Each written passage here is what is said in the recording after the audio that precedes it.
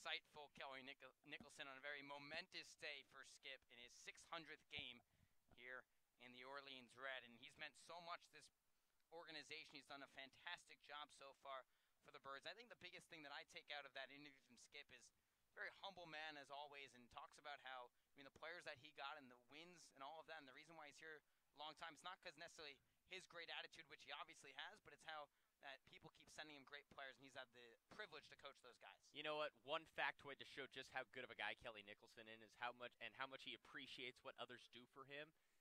Eliav Gabay had to do that interview twice. Not because Eliav messed up or Skip said something wrong. It was because Kelly Nicholson did not thank each and every person that has helped him out. He came up to Eliav after that interview, said, "Hey, I forgot a name or two. I want to do it again because each and every person means so much to me that I need to thank each and every one of them."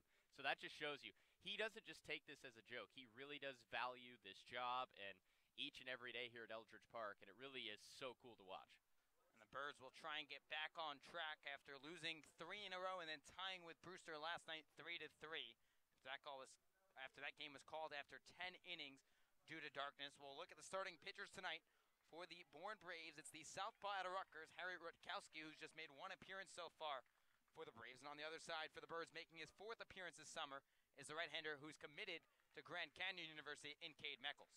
So Cade Meckles, it'll be his 3rd start and definitely his biggest challenge yet, going up against the team that has the highest batting average in all of the CCBL. But Cade so far has been pretty good in 10 innings of work, just 2 earned runs, has 12 strikeouts, 5 walks, and ERA just under 2. So he's been strong in his last outing against Brewster 6 days ago. He went 5 innings, just 3 hits allowed, did not give up any runs, but no offense to the Whitecaps, this Braves lineup much more difficult than Brewster. So Cade's going to have to try to keep the ball down. It's a hot, muggy day. The ball's going to fly out of Eldridge Park.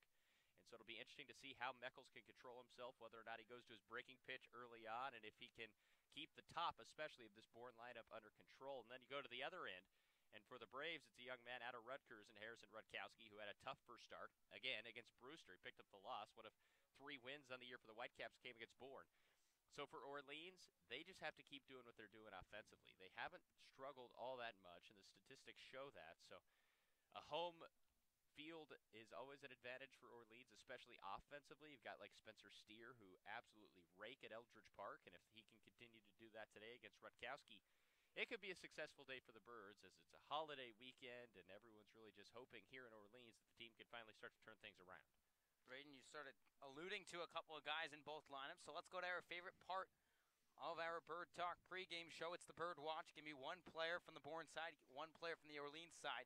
Your player to watch today here for Bird Watch. All right, so this is a very, very generic pick on the Bourne side of things, but I'm going with Spencer Brickhouse, and he has been a load so far for the Braves. I know, it's like picking vanilla ice cream. It's a pretty plain pick, but it's still effective. From the local scoop, of course. Of course. 17 games so far for Brickhouse. He leads the league in RBIs with 16. He has 3 long balls and a .344 average, which is also inside the top 10 in the league in average. So Brickhouse is an absolute force.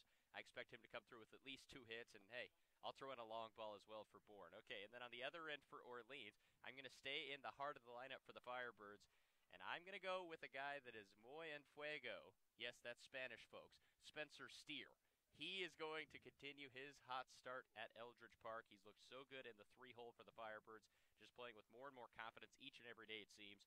I expect Spencer to continue his tear for the Firebirds. He's tied for 3rd right now in home runs and 6th in RBIs, so I've got Steer and Brickhouse, and yes, I know they're both pretty safe bets, but, you got to do what you got to do when it comes to the Birdwatch. A lot of pressure on both of us. So it's a pair of Spencers leading the pack for Braden Bell's Birdwatch here on the first day, a sunny day here at Eldridge Park. When we come back on the other side of this break, lineups and first pitch coming up here on OFBN. You'll listen to Orleans Firebirds baseball on the Orleans Firebirds Broadcast Network.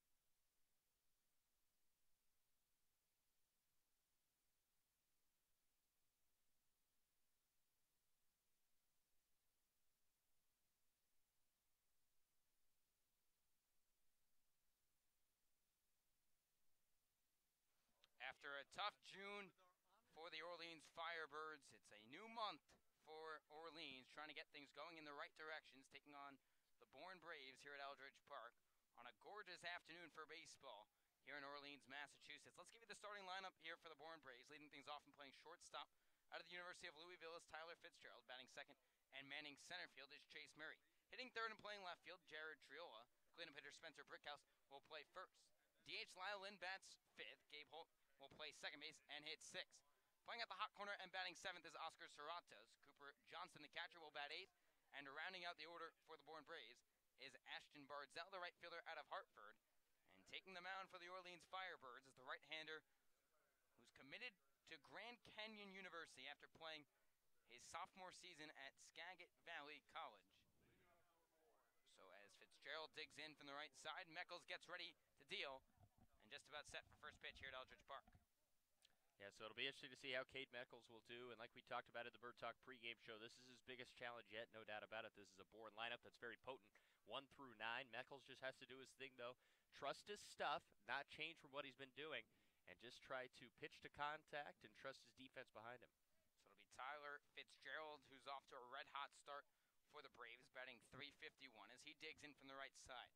Righty-on-righty matchup to get things going here in Eldridge Park. First pitch from Meckles, a fastball cut on and missed, and we're underway at 5:33 p.m. on a gorgeous afternoon here at Eldridge Park. Gorgeous, but hot and steamy, if you will. 62% humidity, 84 degrees at first pitch with wind blowing out of the east at 7 miles per hour. Meckles wheels and deals, 0-1 pitch, a breaking ball that runs inside, and that'll even up the count at 1 ball and 1 strike to the right-handed hitting shortstop out of the University of Louisville. 6'3", 200 pounds, Tyler Fitzgerald digs back in from the right side. Meckles not the most imposing guy on the mound, under 6 feet tall. 1-1 pitch from Meckles, lifted out to left field. The left fielder, Matt Frazier, glides over to his left and makes the cap in the left center field alley for out number 1. Good start, and Cade Meckles, a guy that is known for not really being a huge strikeout guy, although he has 12 in his first 10 innings. You expect him to pitch to contact. That's a dangerous thing against a Bourne team that has the highest batting average in all of the league. But, again, trust your stuff, trust your defense. That's exactly what he does against Fitzgerald, and it results in an out. So let's give you that Orleans Firebirds defense. The outfield introduced already in terms of left field and Matt Frazier. Center is Pat DeMarco, and in right field, J.J. Baudet. First pitch here from Cade Meckles to Chase Murray, runs outside. Let's give you the Birds infield from left to right. Justin Levy, Sal Gaza, Spencer Steer, and Logan Wyatt at first base with James Freed II, the battery mate to Meckles. Meckles behind 1 ball and no strikes. Wheels and deals, 1-0 pitch, fastball that runs outside, and now Meckles falls behind Chase Murray 2-0. Murray out at Georgia Tech, hitting .323 so far this summer for the Bourne Braves, with 2 long balls and 7 runs batted in. He's ahead here, 2 balls and no strikes. Right-hander kicks and fires, 2-0 pitch, fastball check swing by Murray. He went around, says the home plate umpire, Mickey Garcia. Let him make the count, 2 balls and 1 strike. At first base in the blue, we have John Leeds, and over at third base is David Viveros. No score here in the top of the first here at Eldridge Park. 2-1 the count with 1 out. Hit at Chase Murray, the center field out of Georgia Tech. 2-1 pitcher from Meckles, breaking ball cut on and missed, and that'll even up the count at 2 balls and 2 strikes. Good comeback pitch for Cade Meckles there. Hasn't looked extremely dialed in here to Chase Murray, but a good fastball in the inner half to get him to swing and miss. So Meckles in a battle here with Chase Murray 2-2. Right-hander gets his sign from Free. Wheels and deals. Here's the 2-2 pitch. Breaking ball chopped to the first base side right near that Orleans dugout. So Murray stays alive, and we'll do it again at 2-2. Murray coming off a 1-for-3 game with a triple, a run scored, and an RBI. Firebirds still without a triple so far this season. And the leader on this club for Bourne, or the leader in the league, I should say, hitting in the 9 spot. Here's the 2-2 pitch from Meckles. Breaking ball that Murray fights off once again on a line down the right field line to the hill here at Eldridge Park. So we'll do it again at 2 balls and 2 strikes. This AB for Chase Murray is a very good example of how good Bourne is offensively. They have the second fewest strikeouts as a team in this league, so they make contact with the baseball. It's very tough to strike him out, and that is a combination that bodes well for the Braves going up against a guy like Cade Meckles, who, to begin with, doesn't strike out that many guys. So we'll do it at 2-2 for the 3rd time. Here's the pitch from the right-hander. Popped up down the left field line, tailing foul. The third baseman, Levy, gives chase, but he runs out of room as this plinks down onto the hill just behind the third base dugout of Bourne, and we'll do it again at 2-2. So after a weird start last night at Brewster. Pretty much calm here at Eldridge Park in the 600th game for Kelly Nicholson. One down here in the top of the first. Meckles in a battle with Murray. Right-hander gets his sign from Free. Wheels and deals. Here's the 2-2 pitch. Breaking ball waved out and missed strike 3. Meckles wins the battle over Murray after the outfielder from Georgia Tech fouled a couple off, but there's 2 down here in the top of the first inning. First K for Cade with a K on this Sunday evening. And right on cue when I say that the Braves don't strike out all that much and Meckles isn't really a strikeout guy, of course he'd come back and strike out a very good hitter in Chase Murray. 2 up, 2 down for Meckles, looking very strong here early on. So that'll be Jared Triolo, the left fielder out of Houston, trying to extend the inning here for the Bourne Braves.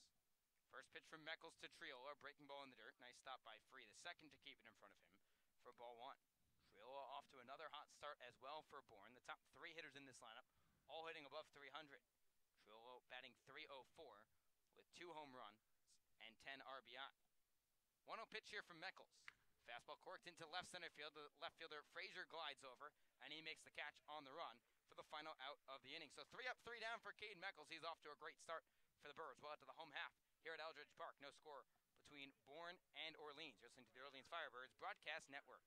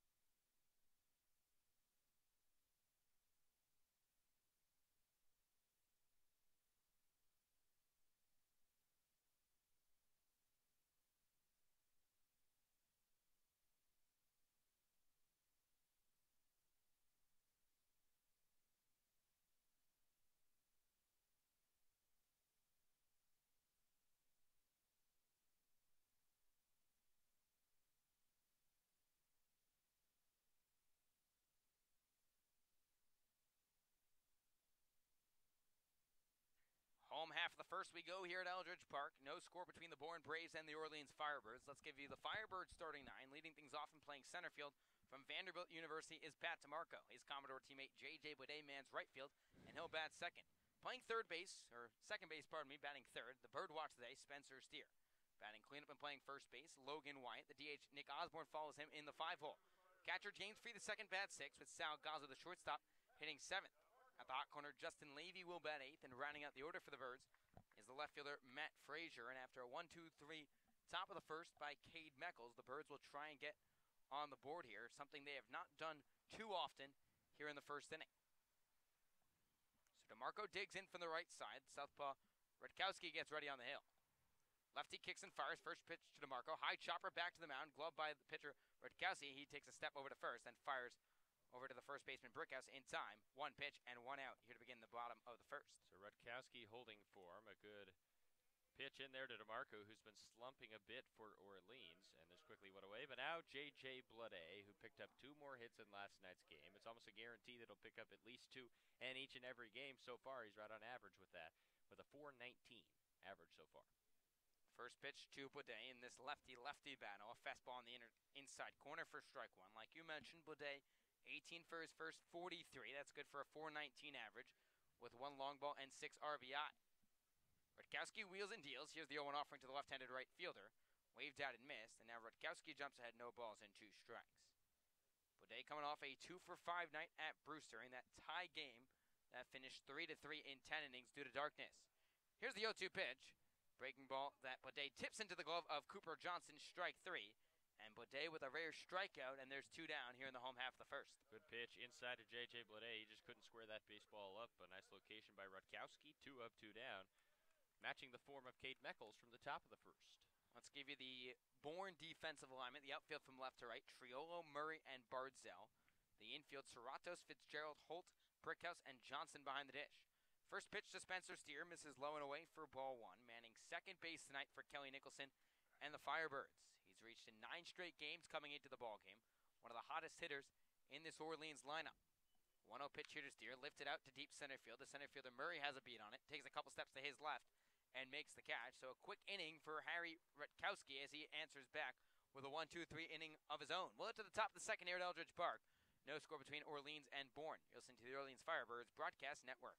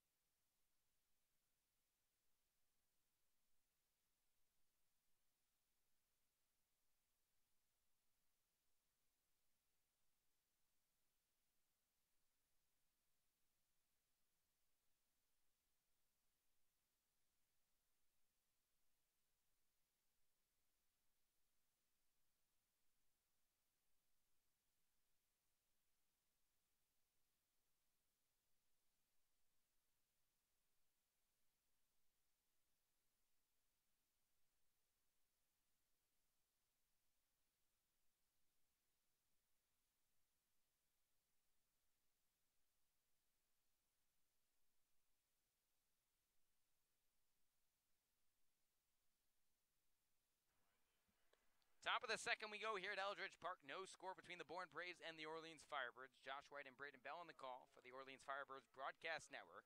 It'll be 4, 5, and 6 here for Bourne. Spencer Brickhouse, Lyle Lynn, and Gabe Holt set to face Cade Meckles, the right-hander committed to Grand Canyon University after he set down the Braves in order in the top of the first here at Eldridge Park. Both starters 3 up, 3 down in their opening frame. Both looking very comfortable out there battling the heat and humidity. We'll see if Meckles can double up that performance against a very good hitter in Spencer Brickhouse, the birdwatch of the day on the Bourne side. Righty on lefty matchup to begin the top of the second inning here. Brickhouse rests the black bat on his left shoulder. First pitch from Meckles, a breaking ball that Brickhouse fans over for strike one. Brickhouse off to a red-hot start, batting .344 with 3 long balls and 16 runs batted in. Coming off an 0-for-3 night against Falmouth, where the Braves won 7-5. 0-1 pitch here from the right-hander. Pops up into shallow center field. The center fielder DeMarco takes a couple steps back his way. Camps under it in the left center field gap and makes the grab. That's 4 in a row retired by Cade Meckles to begin the ballgame here with 1 down in the top of the second. That thing was a mile high, and it wasn't only high, it also went pretty deep. Luckily for Orleans, 434 at the dead center field here at Eldridge Park, as routine as it comes for Pat DeMarco. And now one of the newest Braves in the lineup in Lyle Lynn. So Lyle Lynn will dig in from the right side, the designated hitter tonight for Harvey Shapiro and the Bourne Braves. First pitch from Meckles, a slow-moving breaking ball that fools Lynn for strike one. No score here in the top of the second with 1 down. Lynn making his 3rd appearance for Bourne this summer, 3 for his first 5. 0-1 pitch here from Meckles, a moving curveball that runs outside, but Lynn chases. And now Cade Meckles jumps ahead, no balls and 2 strikes.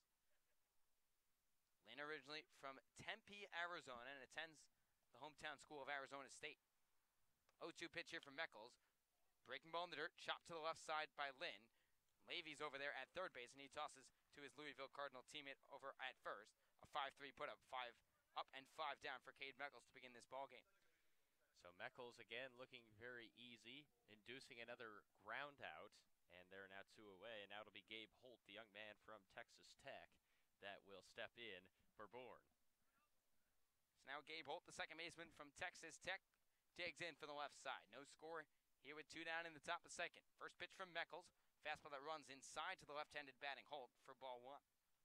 Holt's off to a slow start, a rare sight to see from this Bourne team. Just 1 for his first 9 through 2 appearances for the Braves.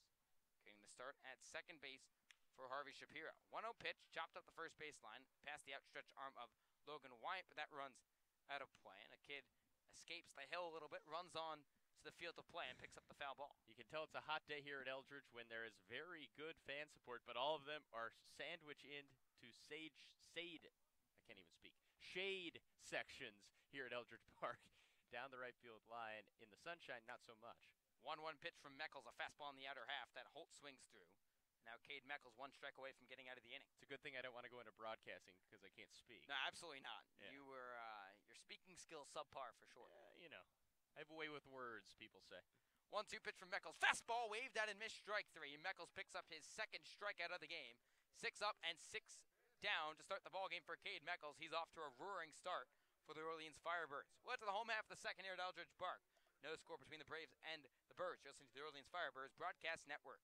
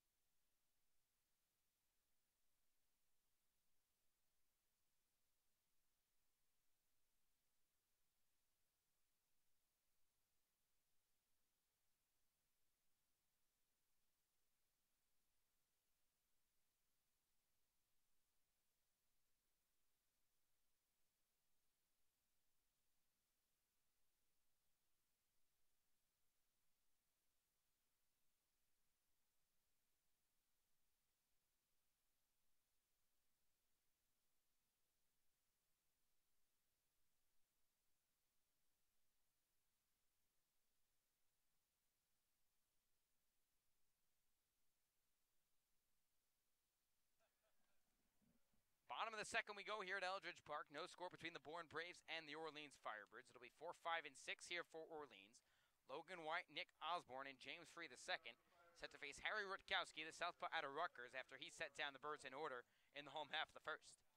Yep, and he looked just as good as Meckles did, but we'll see whether or not Logan Wyatt, who's always a force to be reckoned with out of the left-hander's batter's box, can get the job done for the Birds here to lead off the second. So lefty on lefty match to begin the bottom of the second inning. First pitch to Wyatt, a breaking ball that bounces off the glove of the catcher Johnson and rolls to the backstop for ball 1. Wyatt, one of the hottest hitters in this Orleans lineup, batting .326 with 3 long balls and 11 RBI. 1-0 pitch here from the southpaw. Fastball that runs low and away, and now Wyatt ahead 2 balls and no strikes. And this has been a count where Logan Wyatt has excelled, mashing multiple extra base hits into the gaps here at both on home and on the road. Mashed a big-time double on a 2-0 count yesterday. Here's a 2-0 pitch to Wyatt, a fastball that runs upstairs at the shoulders, and now Logan ahead 3 balls and no strikes. And if you're Logan Wyatt right here, no need to swing. You are a hitter that thrives in this kind of scenario. You trust your swing. You don't need to swing up 3-0. 3-0 pitcher to Wyatt. He's taking all the way. The fastball just catches the outside corner, and that'll make the count 3 balls and 1 strike. Wyatt coming off a 1-for-3 day with a double and 2 RBI. A big sac fly as well to tie that ball game up in the later innings. Here's the 3-1 pitch from Rutkowski. Fastball that Wyatt just gets a piece of and fouls back to the brick behind home plate. And that'll run the count full at 3 balls and 2 strikes. Third-team All-American was Wyatt this past season at the University of Louisville. He's had a good start to his Cape Cod campaign. Slowed down a little bit after being plunked on the fastball high chopper to his counterpart over there at first base in Spencer Brickhouse. He'll take it to the bag himself for the first out of the frame. Very good AB from Rutkowski to battle back after falling behind 3-0 and give it in to Logan Wyatt. Not something that a lot of pitchers want to do. Instead, he attacked Wyatt and got the best of him there, inducing a ground out. So now Nick Osborne, the designated hitter, will stroll to the plate for Orleans. He's had quite the journey so far in his first week as an Orleans Firebird. Made 3 appearances on the mound, was pretty much lights out for Orleans, then came up to the plate for the Birds and hit a home run in just his second AB. First pitch to Osborne here, catches the inside corner for strike 1. In that same ball game he homered, which is the last time we played here at Eldridge Park against Harwich, a 10-8 loss. It was Osborne who was on the mound, who served up that 2-run shot to Danny Casals. 0-1 pitch to Osborne, fastball on the outside corner. He checked, but went around says the first base umpire John Leeds, and now Osborne behind no balls and 2 strikes. Just the second lefty this season Orleans will face starting the ball game for the opposition. Firebirds just 0-0-1 when facing left-handers. 0-2 pitch from the southpaw, misses up and away, and that'll make the count 1 ball and 2 strikes. Osborne 5 for his first 8 with that 1 long ball and 1 RBI. Rutkowski ahead 1-2. Southpaw wheels and deals, 1-2 pitch. Breaking ball waved out and missed strike 3. Nice stop by the catcher Johnson, who will toss down to Brickhouse to complete the strikeout. But 5 up and 5 down for Harry Rutkowski, and there's 2 down in the bottom of the second. Well, it looks like we might have ourselves a pitcher's duel, at least the way the first 2 innings have looked, as James Free II will step in. But both pitchers have everything working thus far, and that's something we normally see from Orleans, not so much from Bourne. They usually pride themselves on their offense, and their pitching just decent carries them through games. So now the catcher, James Free II, will dig in from the right side. No score between Bourne and Orleans. First pitch to Free, a fastball just above the shoe tops on the inside part of the plate for ball 1. Free, a switch-hitting catcher, batting from the right side with the lefty Rutkowski on the mound. Free did not play last night at Brewster. 1-0 pitch from Rutkowski, hit on a line by Free but out of play. And that'll even up the count at 1 ball and 1 strike. James Free has struggled so far in the early parts of the season, just batting $179. He's 7 for his first 39 with no long balls and 4 RBI. Rutkowski wheels and deals. Here's the 1-1 pitch. Fastball corked into shallow right field. The second baseman Holt ranges back, but this one dinks in behind his head, and James Free reaches. And the Birds have their first hit of the ball game, and there's 1 on with 2 out here in the home half of the second. Line drive in the box score for James Free, a Texas Leaguer bloop single for the first hit for the Firebirds tonight.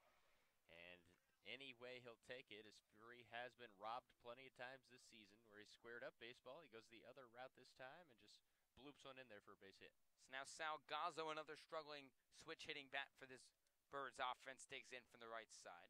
Gazzo 0 for his last 18 with 8 Ks. First pitch to Gazzo, fastball that he fouls onto the hill here at Eldridge Park. First strike 1. Gazzo's last hit came 10 days ago at Brewster. Or pardon me, home against Brewster at Eldridge Park. The first meeting between those clubs, they've met 3 times already this summer. Gazzo 7 for his first 31. That's good for a .226 average. Making his 12th appearance this summer for Orleans. Bunts at the 0-1 pitch, but this one chops foul behind the plate. And now Rutkowski had no balls and 2 strikes.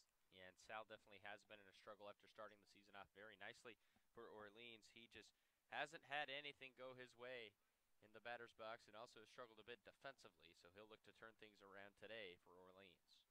So Rutkowski 1 strike away from getting out of the inning after giving up a 2-out single. 0-2 pitch to Gazzo, a breaking ball that he fouls back our way on a bounce. So Gazzo stays alive at no balls and 2 strikes with no score here in the bottom of inning number 2. Good battle here for Sal, and that's something that can build confidence no matter how this AB goes. You at least battled some off some tough pitches and showed you can compete in the batter's box. Rutkowski comes set at the bump, kicks and fires. Here's the 0-2 pitch from the lefty. Fastball foul tipped into the glove of Johnson, strike 3. So a couple strikeouts here for Rutkowski. That's 3 on the day so far with no score through 2 innings of play. Well, it's at the top of the 3rd here at Eldridge Park. Bourne nothing and Orleans nothing. Listening to the Orleans Firebirds Broadcast Network.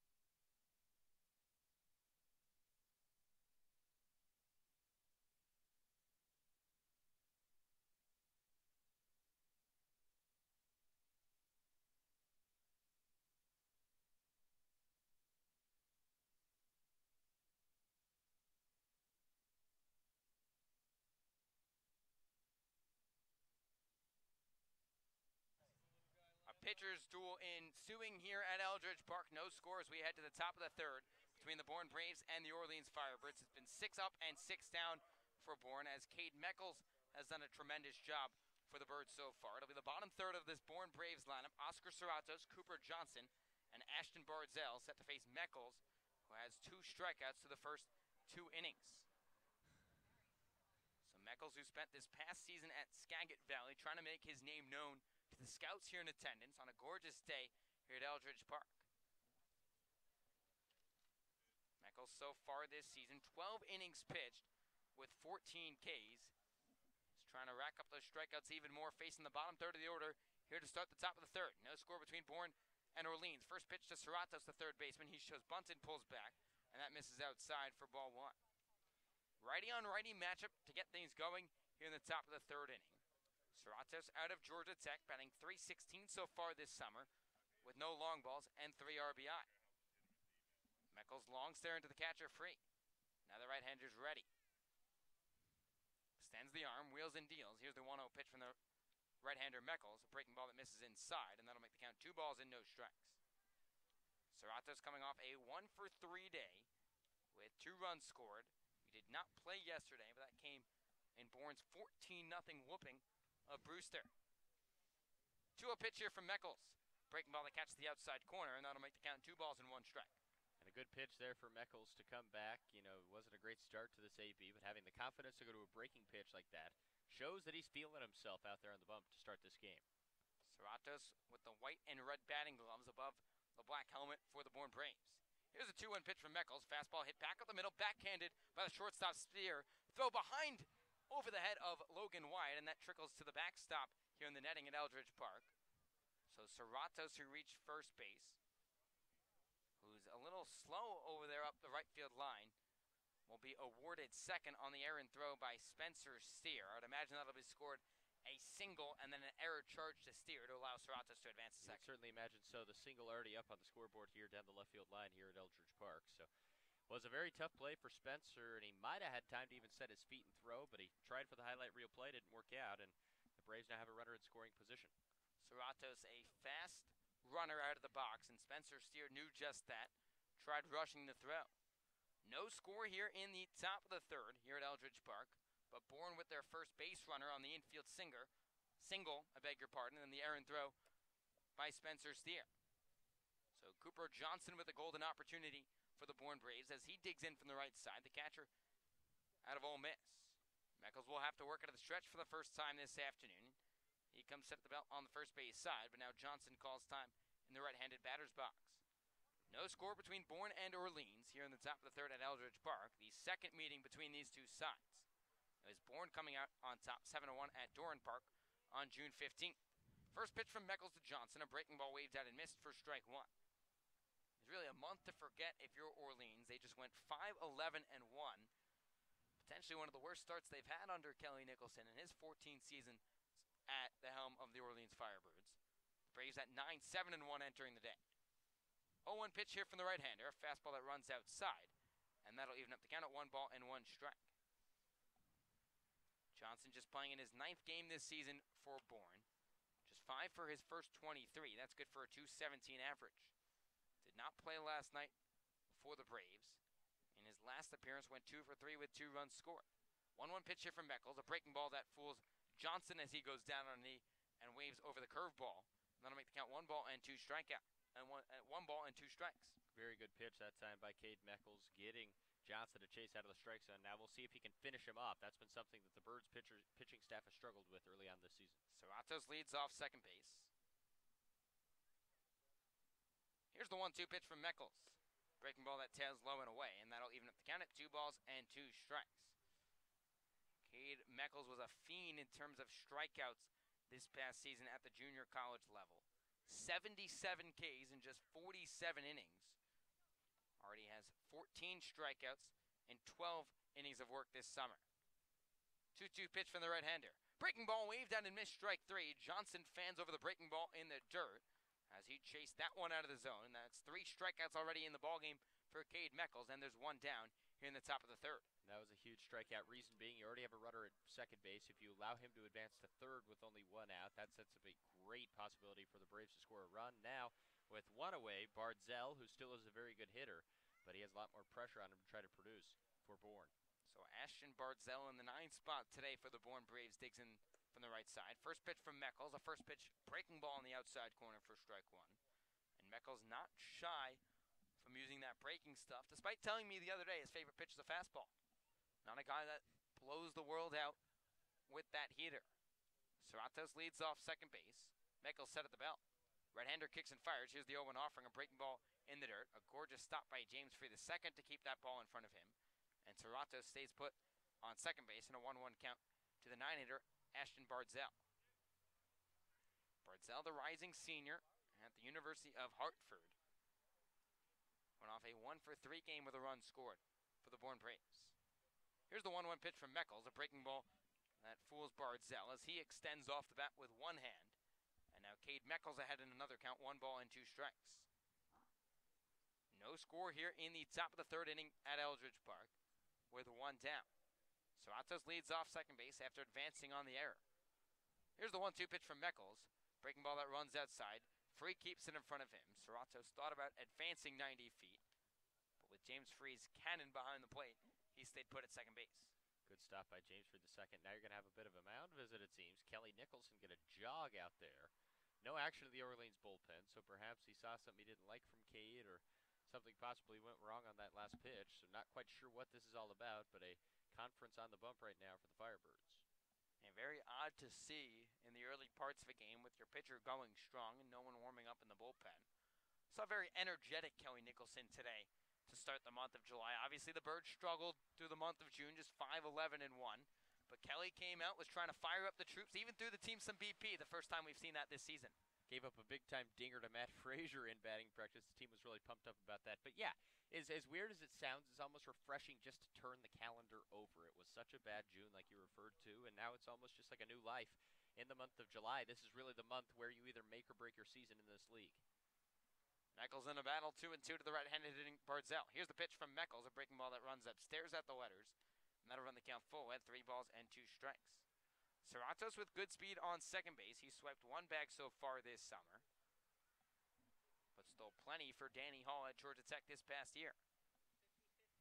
Full count here to Bardzell with 1 down in the top of the third. No score between the Bourne Braves and the Orleans Firebirds, and this obviously a Firebirds team that struggled in bringing in runs despite being third in the league in average. That's why the numbers can lie occasionally, because you're right, this team has hit very well for average, but they haven't produced in those clutch spots. We saw that again last night in Brewster. We've seen it time after time. That's the main thing that's going to have to change in order for Orleans to become the ball club they all want to be and expect to be. Full count here now to the 9-hitter, Ashton Bardzell. Serratos dancing off second base. Here's the payoff pitch from Meckles. Breaking ball pops up on the infield on the right side. The first baseman Wyatt calling for it. Now called off by Steer, who makes the one-handed grab. A couple steps behind the pitcher's mound for the second out of the inning. Good job by Spencer Steer, who made the error to start off this inning to instead call off Logan Wyatt, make the catch. It was an easier play for him at a big second out. And now Meckles just one ground ball, fly ball, or strikeout away from escaping this jam that he was put in after a tough error to begin this inning. So that'll turn the page back to the top of the order for the Bourne Braves. It'll be Tyler Fitzgerald, the shortstop out of the University of Louisville. He's 0 for 1 tonight. First pitch from Meckles to him. Fastball that misses at the letters for ball 1. Fitzgerald out of the University of Louisville. Teammates with the first and third baseman this afternoon for the Firebirds in Logan Wyatt and Justin Levy. It was Fitzgerald and Levy that held down the left side of the infield for Dan McDonald and the Cardinals this past season. 1-0 pitch from Meckles, a breaking ball just above the shoe tops of Fitzgerald in the right-handed batter's box. That'll make the count 2 balls and no strikes. No score between Bourne and Orleans here with 2 away in the top of the third inning at Eldridge Park. Serratos still on second base after leading things off with an infield single and then advancing to second on the error by Spencer Steer. 2-0 pitch from Meckles, a breaking ball fanned and missed by Fitzgerald. And that'll make the count 2 balls and 1 strike to the leadoff hitter for the Bourne Braves. Fitzgerald, a very talented young man out of Louisville. This is a spot he loves to be in. The leadoff role, something he's very used to. And a college teammate of Logan Wyatt, like you said, also Justin Levy. Fitzgerald's coming off a productive year at Louisville. The rising senior, originally from Rochester, Illinois. In a battle here with Cade Meckles at 2 balls and 1 strike. Here's the pitch from the right-hander. Fastball that tails off the plate outside. And that'll make the count 3 balls and 1 strike to Tyler Fitzgerald. The ever-so-dangerous Chase Murray waits on deck. Center fielder from Georgia Tech. No score here in the top of the third inning at Eldridge Park between the Braves and the Firebirds. Meckles comes set at the belt. Checks on Serratos at second. Here's a 3-1 offering from the right-hander. Breaking ball that catches the outside corner. And that'll run the count full at 3-2. And heard something from that first base dugout saying, "There you go, Cade." that mound meeting may be about mechanics for Meckles, potentially opening up his front shoulder in an area where Kelly Nicholson is quite the expert in terms of pitching. Full count here now to Tyler Fitzgerald. Here's the payoff pitch from Meckles. Fastball fought off by Fitzgerald onto the hill here at Eldridge Park. As game by game, the kids chase the balls hit onto the hill, and we'll do it again at 3-2. Kelly Nicholson also pleased with that motion from Cade Meckles, applauding his right-handed pitcher after that foul ball. Righty on righty matchup here with 2 down in the top of the third. Serratos with a couple steps off second base, nobody holding him on, with Murray patiently waiting in the on-deck circle. Here's the payoff pitch from Meckles. Breaking ball hit on the ground to the third baseman, Levy. He backhands it, rocketed throw across the diamond in time to his Louisville teammate in Logan Wyatt. And that will retire the side. So Oscar Serratos got on base and led things off for the Braves, but he's stranded after Meckles picks up 3 straight outs. We're to the home half of the third here at Eldridge Park. No score between Bourne and Orleans. You're listening to the Orleans Firebirds Broadcast Network.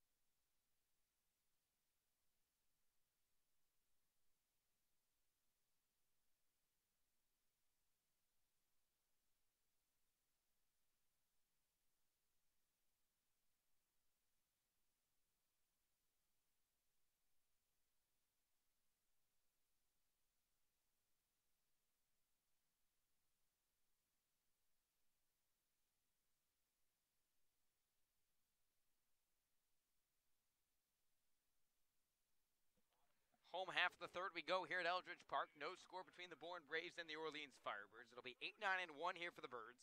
Justin Levy, Matt Frazier, and Pat DeMarco trying to figure out the puzzle of Harry Rutkowski, who has retired 6 of the first 7 batters he's faced, shy of that bloop single off the bat of James Free II. Levy digs in from the right side. First pitch from the southpaw, Rutkowski. Hit on the ground to the first baseman, Brickhouse. He'll trot over to the first base bag and take it himself. 1 pitch and 1 down here in the bottom of the third at Eldridge Park. Firebirds, again, aggressive in counts early on. That's something they've been known for all season long. They are last in the league in walks, and depends on who you talk to. Some people love that approach. Others think patience is the key in terms of hitting, and this team has not strayed away from that aggressive style so far, though, and that continued there with Levy swinging on the first pitch. So now the left fielder, Matt Frazier, digs in from the left side. Lefty on lefty matchup here. First pitch from Rutkowski. A fastball that just misses off the plate outside for ball 1. Frazier, the left fielder from the University of Arizona. The Wildcat has struggled so far in the early parts of the season, just 7 for his first 39. 1-0 pitch here from the southpaw. Frazier shows bunt and pulls back, and this fastball misses outside at the belt, and that'll make the count 2 balls and no strikes.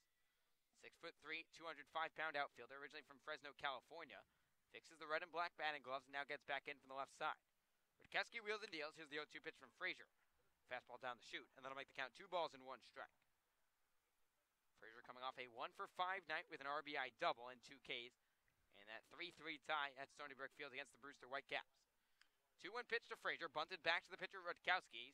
Frazier wheeling down the first base line, but Rutkowski fires it over to Brickhouse and beats Frazier by a step. 2 up and 2 down to begin the home half of the third. Good job by Rutkowski fielding his own position there. Not an easy play, especially with the speed of Frazier. Didn't panic at all. Fielded it with a fluid motion, turned around, made a perfect throw to first base, and Rutkowski matching Meckles pitch for pitch so far. Both starters are dealing. Both starters retired 8 of the first 9. And now we'll flip it back to the top for the Birds. First pitch to Pat DeMarco in there for a strike. DeMarco 0-for-1 this afternoon. Swung on the first pitch from Rutkowski and grounded it right back to him. Rutkowski wheels and deals. Here's the 0-1 offering to DeMarco. Ground ball right back to Rutkowski. Sticks the glove towards the mound. Pops it up to his left hand and tosses over to first base in time. So 3 up, 3 down here in the home half of the third as the Birds go down in order. Well, it's at the top of the fourth here at Eldridge Park. No score between Orleans and Bourne. You'll listen to the Orleans Firebirds Broadcast Network.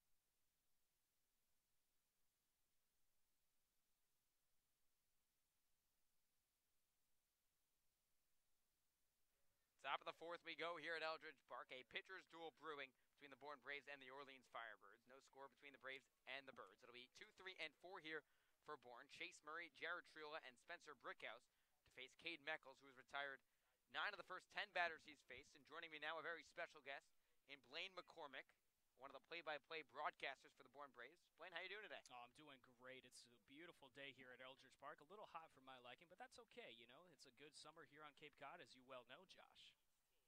Meckles wheels and deals. First pitch to Murray, waved at and missed for strike one on the breaking ball from the right-hander, who's committed to Grand Canyon University. As Meckles getting the better of Murray in a 2-2 count when he struck him out.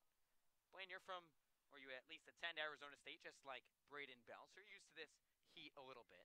0-1 pitch from Meckles, misses above the head of Murray, and that'll make the count 1 ball and 1 strike. So, Blaine, you're here with Bourne at the plate. I want a little scouting report on the hitter in Chase Murray out of Georgia Tech. Well, Chase Murray, one of those guys that can really bat out of anywhere that you can put him in the lineup. He was a leadoff guy for quite a while for Bourne and then moved over to the 5-hole position when Tyler Fitzgerald took the reins.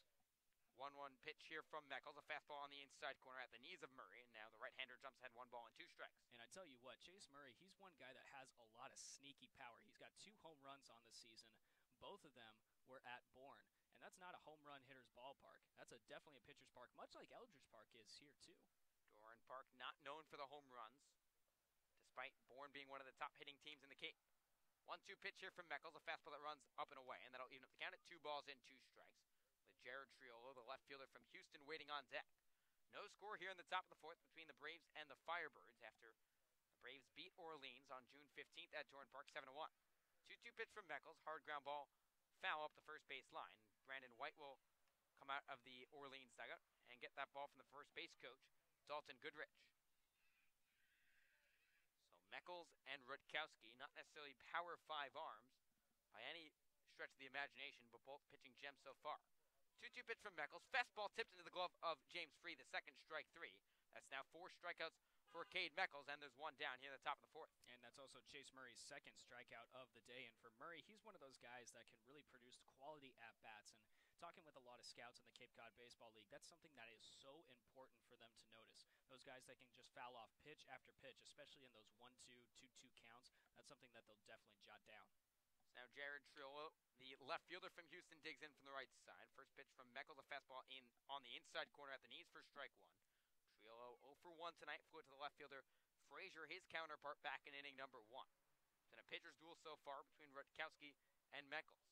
Meckles wheels and deals. The 0-1 pitch lifted hard down the left field line, tailing towards the foul pole, and that runs out of play. And actually goes fair. A home run for Jared Triola down the left field line as he tees off on Cade Meckles. And the Braves take a 1-0 lead with 1 down in the top of the fourth. A huge home run from Jared Triola, and that's the kind of stuff you can expect from him down the road. One of those bigger guys on the Bourne Braves hitting staff, and the Houston Cougar has been really impressive this season. He only had 1 home run last season for the Bourne Braves. Well, now he's gotten 3. But another thing about his home runs, they're all at different ballparks. He's got 2 at Brewster and then 1 here. So he likes the away stadiums. So I guess I'll ask you for a scouting report now on Jared Triola, who has just teed off on Cade Meckles. First pitch from Meckles, Spencer Brickhouse in there for a strike, and obviously we see he's got plenty of power from the right side. 0-1 pitch here from Meckles, a breaking ball that fools Brickhouse, and now Cade jumps ahead, no balls and 2 strikes. About Triolo a little bit more. He's just one of those guys that can just hit wherever you ask him to, and one of those clutch hitters as well, an RBI machine. 0-2 pitch from Meckles, a fastball that just misses off the outside corner, and that makes the count 1 ball and 2 strikes. Brickhouse 0 for 1 tonight, flew it to the center fielder DeMarco back in inning number 2. Meckles kicks and fires. Here's the 1-2 pitch. Fastball pops back onto the highway here on Route 28 in Orleans. And that'll make the count 1 ball and 2 strikes. And that one hit one of the lights here at Eldridge Park. I see you guys have an osprey nest at one of the light poles down the left field line. Is that an osprey nest? Or? We don't know the bird species specifically.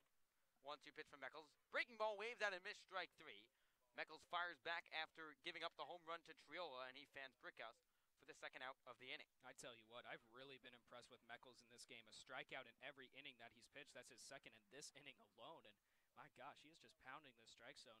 You asked me about scouting reports. What's your scouting report on this guy on the mound?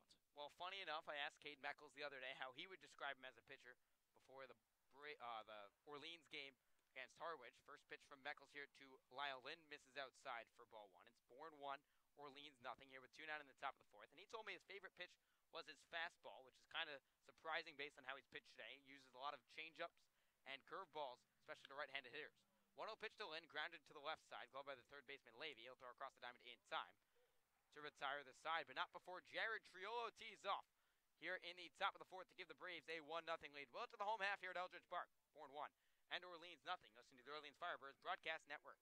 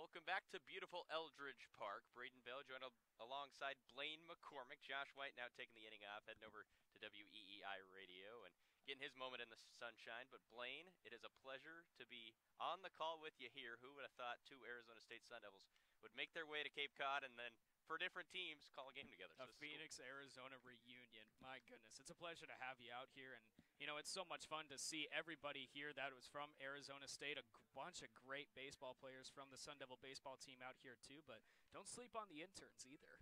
No, and we just chatted about that over at WEEI as well. The Arizona State representation, it's Tempe East, if you will, as the bottom of the 4th inning gets underway with J.J. Blade, the Vanderbilt Commodore, looking at ball 1 low and outside. J.J. struck out in his first AB, but Blaine, he's truly been kind of the spark plug of this lineup, ever showing up to Orleans, as his average suggests just that, at .419 entering tonight, as he's ahead in the count, 2 balls and no strikes. But this Bourne team, I want to ask you a few questions about them, because the offense has been the show. We saw that massive home run from Triolo just moments ago, as Rutkowski's ready to deliver the 2-0 pitch to J.J. Blade. Blade swings over the top of a fastball. The count now goes to 2-1. But Blaine, you guys have been scorching baseballs out of the yard, and the average suggests that. The power numbers have been there. Is that all true? I mean, yes. It seems like it. Yeah, for sure. And, you know, Blade cracks his bat completely in a lazy blooper over to third base, fielded by Serratos, and there is now one away in the 4th. And Blade will need a new bat, in his next AB. You know, there's been quite a few shattered bats that we've seen in our time in Cape Cod, a whole bunch of wood bats that have just gone splintered as it's an all wood bat league. But talking more about your question about the Bourne Braves and the electric spark, you mentioned that, and that's a good anomaly for this team. A spark from an individual can lead to a lot of team success, and we've seen that from the home runs from Triolo, from Brickhouse, even from Ashton Barzell last night. He had a 2-run jack in the 4-0 comeback. So now it's Spencer Steer, and he stays hot here at Eldridge Park. That's going to find the gap in right center field. Steer will dig around first base, head to second. The throw in from Murray, the center fielder, not in time. It's a stand-up double for Spencer Steer, and the young man from Oregon continues to stay piping hot here at Eldridge Park. It's a one-out single here in the bottom of the fourth. Well, way to swing on that one from Spencer Steer. As we were just talking about electric sparks. I think that's the spark that the Orleans Firebirds are going to convert on. The old saying about the fourth inning. It's one of those that can either make or break a ball team in a game, and I think this one could be an effective one with a runner on second and still only 1 out in the inning. You guys have quite a few lefties on your team. Sorry to interrupt you. No, you're good. The big problem for the Birds so far this season has been converting with runners in scoring position. The stats are all there. It shows that Orleans is capable of hitting the ball at a very elite level in this league, but just unable to convert in the big-time moments. But not a bad guy to have up here with a runner at second base and Logan Wyatt, the first baseman. And behind maybe Blade, Wyatt has been the most consistent force on this Orleans team. A beautiful left-handed stroke from Louisville as he looks at a strike in there from Rutkowski, and the count goes to 1-1. He's one of those guys that is just so effective at the plate, and Logan Wyatt had a dominant year at Louisville, and he's joined by a lot of his teammates here on Cape Cod. I know the Bourne Braves have like 4 or 5 of them on the team.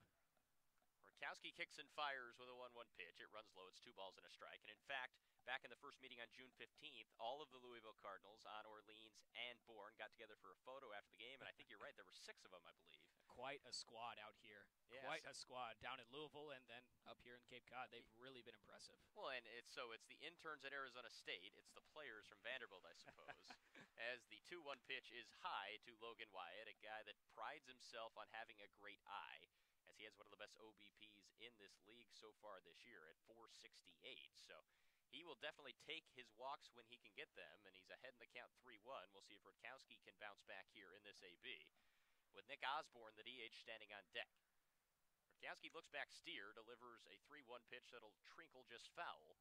The count now full. A good pitch by Rutkowski there, attacking Logan Wyatt, and that's what we saw the first time these two faced. He fell behind 3-0 in that count and battled all the way back and got Wyatt to ground out to first base. And so the next question I have for you, Blaine, is the Eastern Division normally is known for being kind of the powerful division in the CCBL. Not so much this year, as Orleans obviously struggling. Brewster is struggling big time as well, as here comes the payoff pitch to Logan Wyatt. Strike number 3 as Wyatt swings over the top of a breaking ball. A fine pitch by Rutkowski as he continues to cruise. The Rutgers Scarlet Knight looking very good for Bourne, and they're now 2 away, and the inning will go up to Nick Osborne, who will try to push the first run home for Orleans. But I want to ask you, Blaine, about this Eastern Division, because you have Wareham out in front right now with a very good record at 12-6. Hyannis, kind of a surprise at 10-6-1. The Braves are in third right now. Katuitt looks like a decent ball club, and even Falmouth has been hot. So this East Division, very balanced throughout, and I want you to get your opinion on that as the first pitch fouled off by Osborne. Well, last year was a completely different story, as last year, I remember this Orleans team was one of the hottest clubs in all of summer baseball across the country. They were only losers of about 2 or 3 games when the Bourne Braves came to Eldridge Park for the first time. And for the West to have this kind of success, it bodes well for all the ball clubs out there, but it shows, hey, we can do this. Osborne cranks a ball out to right field. This could be trouble. Back at the wall is Barzell. It is gone! And Nick Osborne, an opposite field blast over the right field wall. And the young man from Tennessee Tech continues to do it both in the batter's box and on the mound. His second home run of the summer puts Orleans on top 2-1. I think I'm a good luck charm when I come on your guys' broadcast in terms of home run calls. Beautiful call on that one, Braden, and a beautiful stroke from Nick Osborne just converting. And, the short porch over in right field with 3:14 down the line, able to get that one out of the ballpark here at Eldridge. And a beautiful stroke on that one. Now the Orleans Firebirds have the lead with 2-1. What a comeback. Early on in this game, and a lot of more action is expected to happen as ball one delivered high to James Free the second. The catcher is 1 for 1 with a bloop single to right field in his first AB. But the dimensions here at Eldridge Park, something you don't see anywhere else in this league, really anywhere else in baseball. 3:14 to flat to left at the foul pole as Free checks his swing. He did go around, says Mickey Garcia for strike number 1. And then you have that imposing 434 out to center field. We see it every day, so we're kind of used to it. But what were your initial impressions when you saw that center field wall when you first got here to Eldridge Park? Well, this ballpark is square. Free looks at ball 2 outside. It's true. It is literally 2 lines converging out at center field. It's the center field point, I guess is what you like to call it. And only a few home runs have ever been hit out to center field, and it's evident to see why because of those dimensions at 434. Free will swing away, foul it off back to the net, and now Rutkowski just 1 pitch away from escaping this 4th inning, but the Birds put up 2 runs after a opposite field home run from Nick Osborne. You know, it kind of reminds me of the Houston's Astros ballpark. Yeah. Remember the little hill out Of course. in center field? R.I.P. the hill, man. I think you guys need to add some dirt out there. Well, we have a hill to the right as ball 2 is low and in the dirt, and pretty good crowd tonight here at Eldridge Park. The hill pretty much full considering the conditions, although it has cooled down a bit, and we're definitely thankful for that. See, Braden, I'm a businessman. I Okay. want you to put that hill out in center field. Yeah. Sell those seats for Ooh. $20 a pop. It'll be a momentous moneymaker. Here comes the payoff pitch to James Free the second. He has himself a base hit to left field that scampers past Triolo, the left fielder.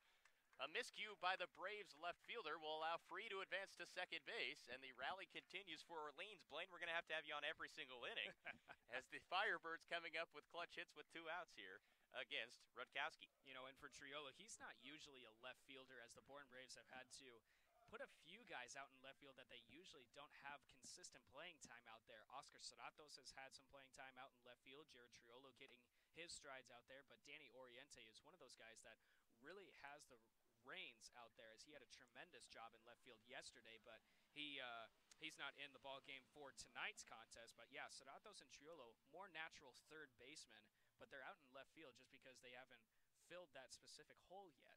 So I want to ask you about kind of the biggest name on this team, if you will, so far, Spencer Brickhouse. He's been outstanding offensively, leads the CCBL in RBIs, and has he just been locked in all year? Because his numbers just show, and it really started out against Orleans back on the 15th. He killed the Firebirds as the first pitch into Salgazzo, who is the opposite of Brickhouse, has really been struggling lately in looking at ball 1. But back to Brickhouse, the first baseman for the Braves. He, right now, has to be one of the premier hitters in this league. Locked in is a good way to describe him, I think. He's one of those guys that just consistently hits in the cages, works hard every day, and that mentality that you have as a baseball player, just your mental game applies to your physical game. As ball 2 dips low to Salgazzo. Gazzo trying to reach in any way possible. He's in an 0 for 18 slump right now, the shortstop out of Tulane. And after really coming into the season as an unknown, he started off hot. He led the team in average for the first 5 games. And now Gazzo pops a fly ball down the left field line. That'll range foul off into the big trees and near the batting cage here at Eldridge Park as the count goes to 2-1. But Gazzo's in a big-time struggle, and it's always tough for anyone in the CCBL with so much pressure riding on you, scouts watching each and every night, to go through those slumps. But at the end of the day, that is baseball, and Gazzo trying to break out of it here and just reach base any way possible. You've seen him in the cage working early on before games during this slump, and it just hasn't clicked yet as he fouls that pitch off at the plate, and the count goes to 2-2. You know, you mentioned the pressure with the scouts, all the coaches out here that have had legendary accolades, but you also have these pitchers on the mound that are the Friday night, Saturday night starters for their respective colleges. And, you know, some of those guys who are starters are coming out of the bullpen here in the Cape Cod Baseball League. And then you got bullpen guys throwing for starts and stuff, and it's just a great level of talent pitching-wise. The 2-2 pitch runs outside on a breaking ball from Rutkowski, and Gazzo has worked the count full, and don't fault Sal tonight. He's put forth 2 pretty good ABs, battled in the first one, ended up striking out. We'll see if this one can have a different result as James Free the second standing at second base. A wide lead for him. He'll be off and running here on the payoff pitch with 2 away.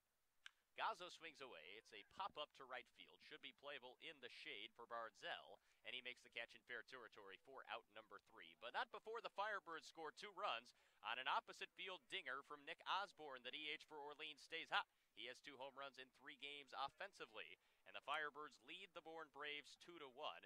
So we're through 4 here at Eldridge Park. And Blaine, one more big thank you to you for coming on. I wish the best of the luck to the Bourne Braves and yourself for the rest of the season, and I know you'll keep killing it. Thank you so much, Braden. It's a pleasure to be on. I know you're going to have a lot of great success out here, and hope your team does too. All right, so we will take a break and send it over to Eliav Gabai, who has an interview with Chris Constantine in between innings. Thanks, guys. All right, CC, it's July 1st. Is there any feeling of kind of refreshment from the guys in here in this new month? It is. July 1st, it's kind of like the start of summer up here, so the fans are all out. We have a pretty full hill, so just the energy is pretty refreshing for the guys, and it's like a new start. Yeah, and what's not new is Kelly's 600th game, as you know. Do you think there's any motivation from the guys, maybe a little bit extra today to try to get that win for Kelly? I don't even know how many of the guys know about it. Kelly's super humble. I saw it on Twitter, but other than that, he's just the best. Every day's new out there, so obviously we want to win for him, but he's the best. Skip. All right, no doubt. All right, back to you guys. Thanks, CC. Yeah.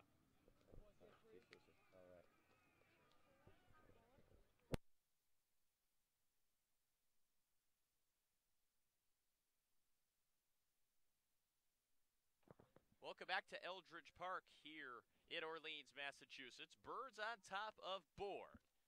2-1 as we head to the 5th inning, and Nick Osborne continues to stay hot for this Orleans team. A line drive shot that got out of here at Eldridge Park pretty quickly. And Cade Meckles will toe the rubber again for his 5th inning of work and deliver ball 1 low to Gabe Holt, the young man out of Texas Tech, and the Red Raiders representee here in the CCBL, who's playing second base tonight for Bourne, is ahead 1-0 in the count. Swings over the top of a fastball. It's 1 ball and 1 strike. And I'm joined now again by Josh White. Welcome back to reality, my friend. You were over on WEEI. How did that go for you? Your big radio debut here in Cape Cod. Yeah, it was a pretty cool experience. Got to provide some insight on this Orleans squad, as you did the top half of that inning. And I missed you, Braden. It was a long time away.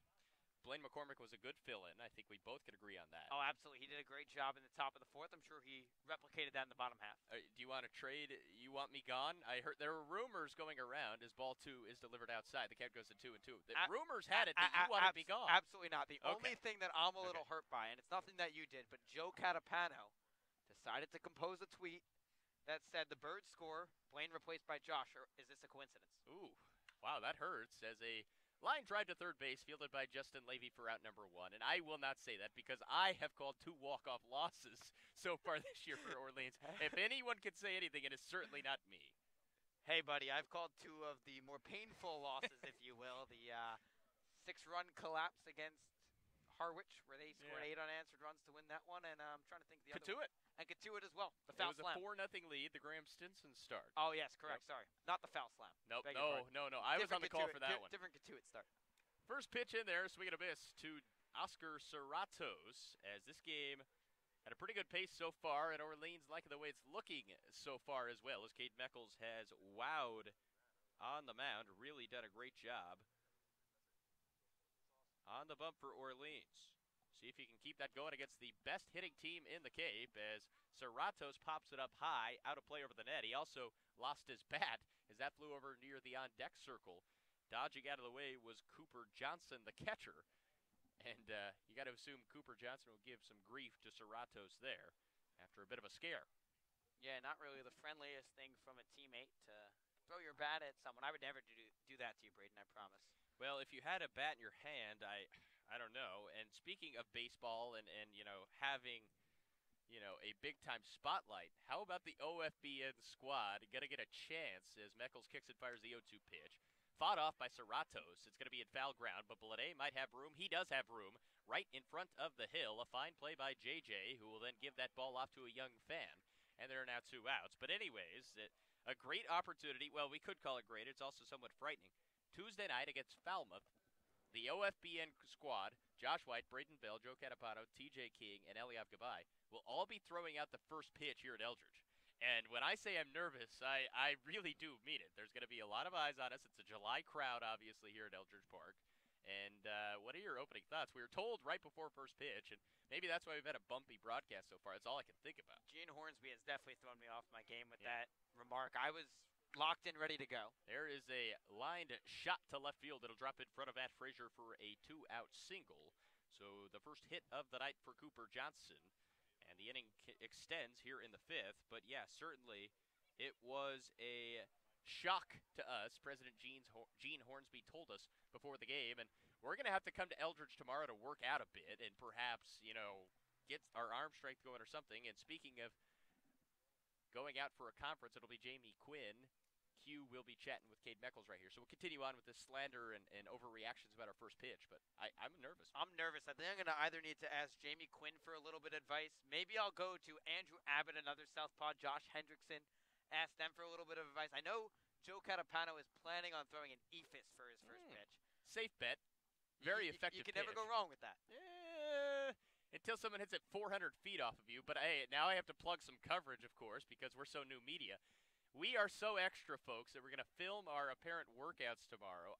I'm not necessarily ready for it. We're throwing a ball less than 60 feet, folks. We're going to be in front of the mound. Yeah, but that's almost the size of me. That's a large Oh, distance. God. Now you're making short jokes against yourself. Come on. We're better than that. This is a Sunday night. I get it's casual.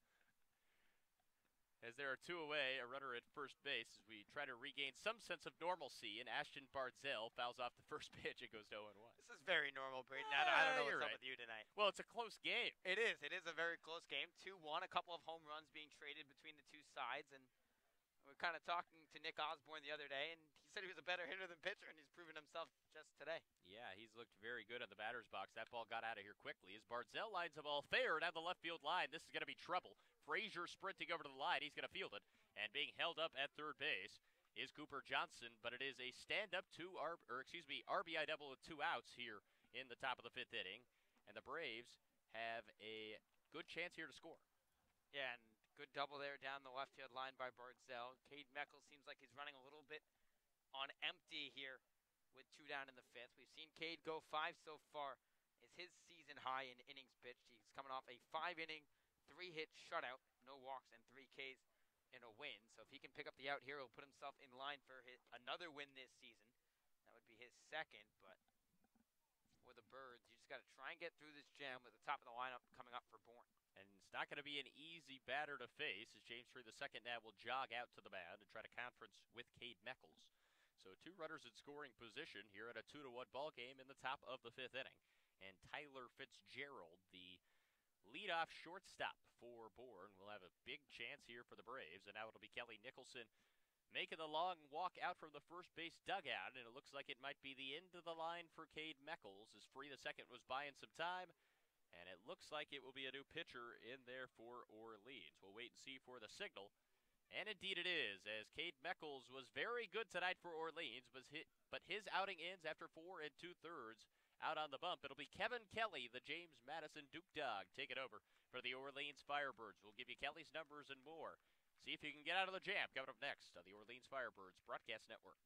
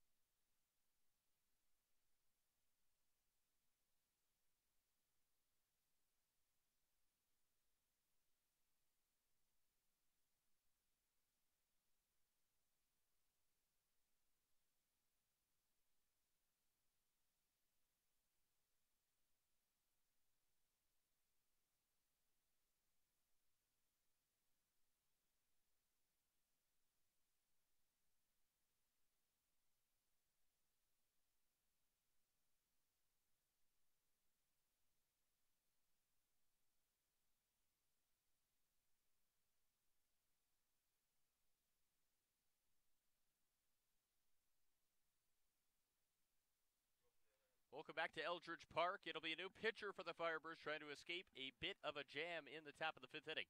It'll be the right-hander from James Madison, Kevin Kelly, who will appear in this ball game. And he's been very good for Orleans so far. The sidewinder from Springfield, Virginia. In 5 appearances thus far, 10 2/3 innings pitched, only 2 earned runs allowed, and an ERA at 1.68. 9 strikeouts compared to 1 walk in his first appearance in a couple days. Last appeared against Harwich in that game the Firebirds would love to have back. He threw 2 1/3 innings, but he wasn't the problem. Just 3 hits allowed, 0 earned runs, no walks, and 2 strikeouts, and he will face a leadoff hitter in Tyler Fitzgerald and try to get it done for the Birds. I think the Firebirds are going to try and just throw that page out of their 2018 chapter, just out of that yearbook. Right. And same with probably the month of June, but very good start from Cade Meckles now with Kevin Kelly in the game. He went 4 2/3, 4 hits, did give up a run on that home run by Triolo, and still responsible for the 2 runners on base. But Kevin Kelly, like we talked about, one of the most deceptive pitchers in all of the Cape, with a lot more Ks than walks.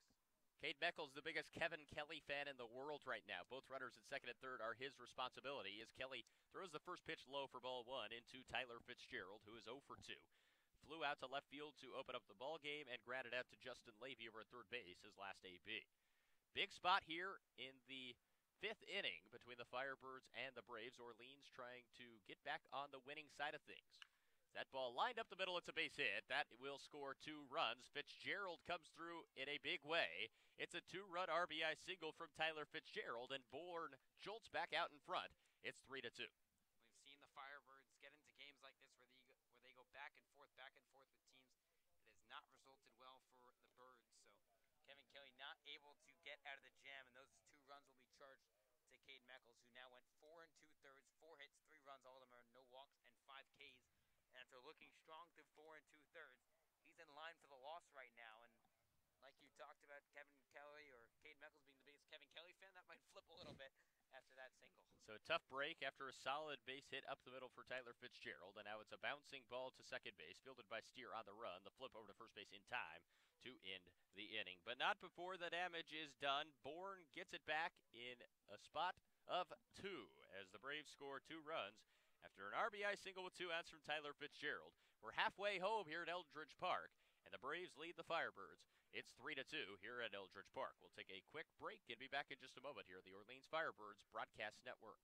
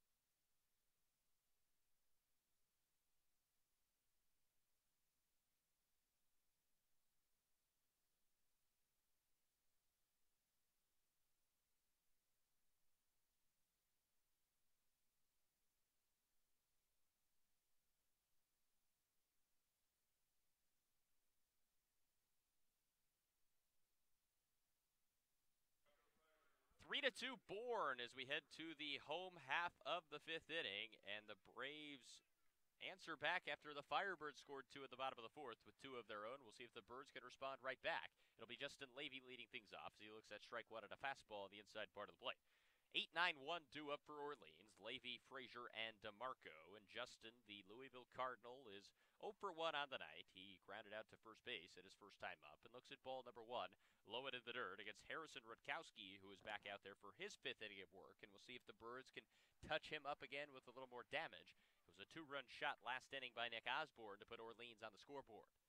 Comes the 1-1 delivery to Justin Levy, who will swing away, set a line shot to center field, but it will be tracked down and caught out there by Chase Murray for out number 1. Yeah, Blaine McCormick, when he was on the top of the 4th here on the Orleans Firebirds Broadcast Network, gave us a fantastic scouting report on Chase Murray, and great speed out there in center field, said he could bat anywhere in the orders, had a rough night at the plate, but lines up the catch on the ball hit by Justin Levy. You're talking about that Osborne home run an inning ago. It didn't look like that ball was going to get out off the bat, just carried and carried and carried in the short porch in right field at 314. just left the yard for Nick. First pitch in there to Matt Frazier, who toes one off the end of the bat. It'll trickle foul down the left field line for strike number 1. And Matty is 0 for 1, grounded out to Rutkowski, the pitcher, in his first AB. As the Birds looking to turn things around here in the month of July. You've obviously heard it before, as well documented the struggles of this team in the month of June, as the 0-1 pitch is in there for strike 2, a looping breaking ball from Rutkowski. And it's now 0-2 to the Arizona Wildcat, Matt Frazier. Yeah, clearly there was just too much going on in the month of June. We had Joe's birthday, your birthday, my birthday. The Firebirds just focused on July right now. Frazier will hit a bouncing ball that should be fielded easily by Holt. It is indeed in time for out number 2, a 4-3 putout. And it's funny you mentioned that. There was a lot going on in June, also on the baseball diamond. We saw a lot of odd games. We saw a lot of odd sequences. Of course, the foul slam. You also had a sequence where a tie happened because of no lights. You had a 6-run comeback that resulted in an extra inning wins. A lot of those things happened. None of them happened in favor of Orleans. And at some point, you have to assume some of the luck will turn to the red and white of the Firebirds as ball 1 delivered high up to Pat DeMarco. Yeah, maybe even red, white, and blue as we're nearing the 4th of July.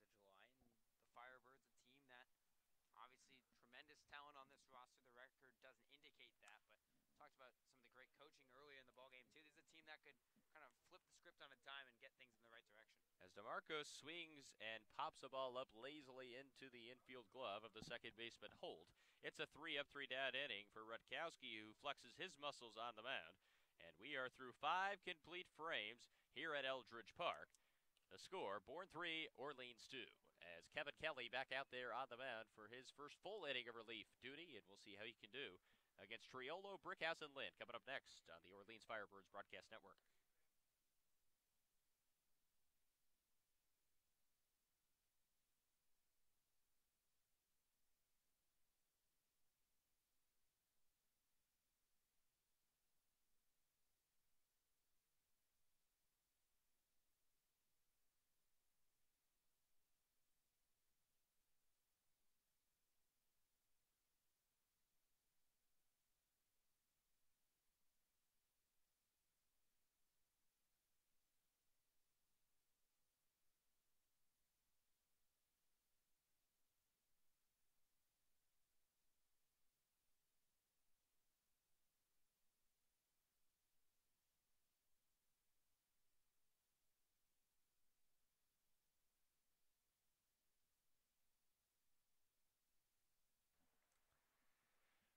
Back here in Orleans, 3-2, Bourne leads Orleans. Kevin Kelly back out there for his first full inning of relief appearance and delivers a strike and a foul tip off the bat of Jared Triolo, who sent a towering home run just in fair territory his last at bat in the 4th inning.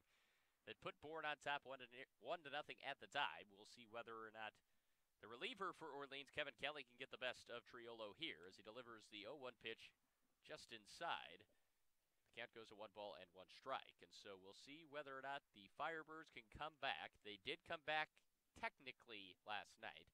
They trailed in that game against the Whitecaps, came back to take the lead in the top of the ninth, could not hold on in the bottom half, and tied that ball game against the Brewster Whitecaps, the first tie of 2018 for Orleans. As Kelly's pitch runs outside, the count now 1 ball and 2 strikes. Pardon my mistake earlier in this AB. Comes a 1-2 to Triolo. Swing and a miss on a fastball low in the zone that Triolo chased. And there's one away on the first strikeout of the night for Kevin Kelly. Great job by Kevin Kelly to get Murray there for 3rd time tonight. And Triolo right there tonight. So good job by Kevin Kelly to begin this inning. Now it'll be Spencer Brickhouse. The birdwatch of the day has struggled so far, 0 for 2. And he looks at strike number 1 from Kevin Kelly. As Kelly, besides that 1 pitch in the first batter he faced, Tyler Fitzgerald, he's looked strong for Orleans out of the bullpen as the 0-1 pitch swung out and missed by Spencer Brickhouse. It's quickly 0-2.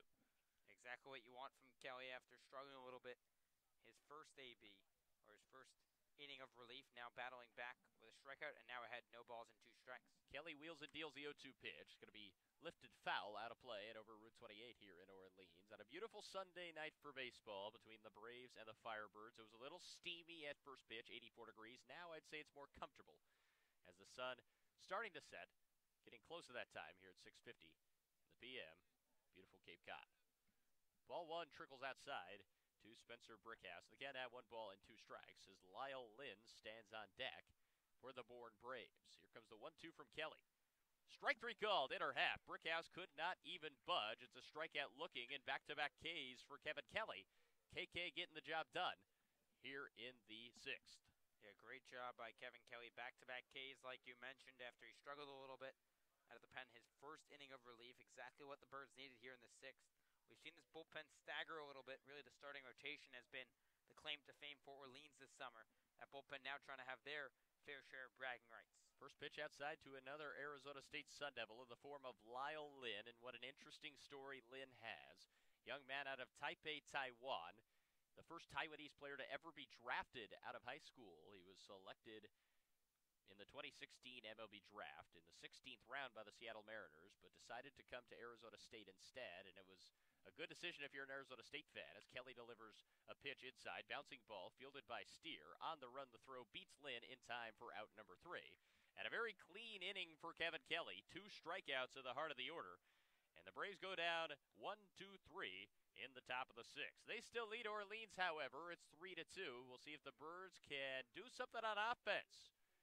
It's Bourne 3, Orleans 2. You're listening to Firebird Baseball on the Orleans Firebirds Broadcast Network.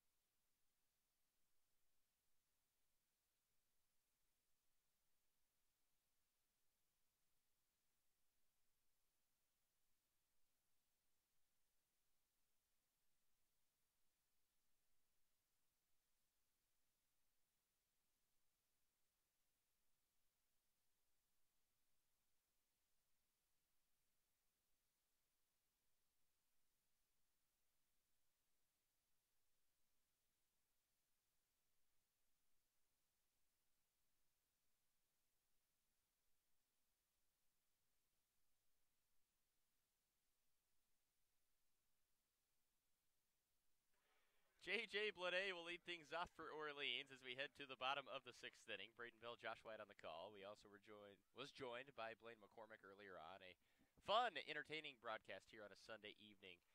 And a beautiful night for baseball here at Eldridge Park as the day shifting into the evening, and we couldn't be treated with better weather here in Orleans. Braden, your team's off to a 5-11-1 start. Got to mix some things up, make things happen. Superstitious in the game of baseball, of course. Here at the broadcast table, we're also trying to bust the slump as well as J.J. Blade swings over the top of a breaking ball, and it's now 0-2. Yes, July 1st, really the heart of the season beginning. Spring training behind us. Yes. The training wheels taken off.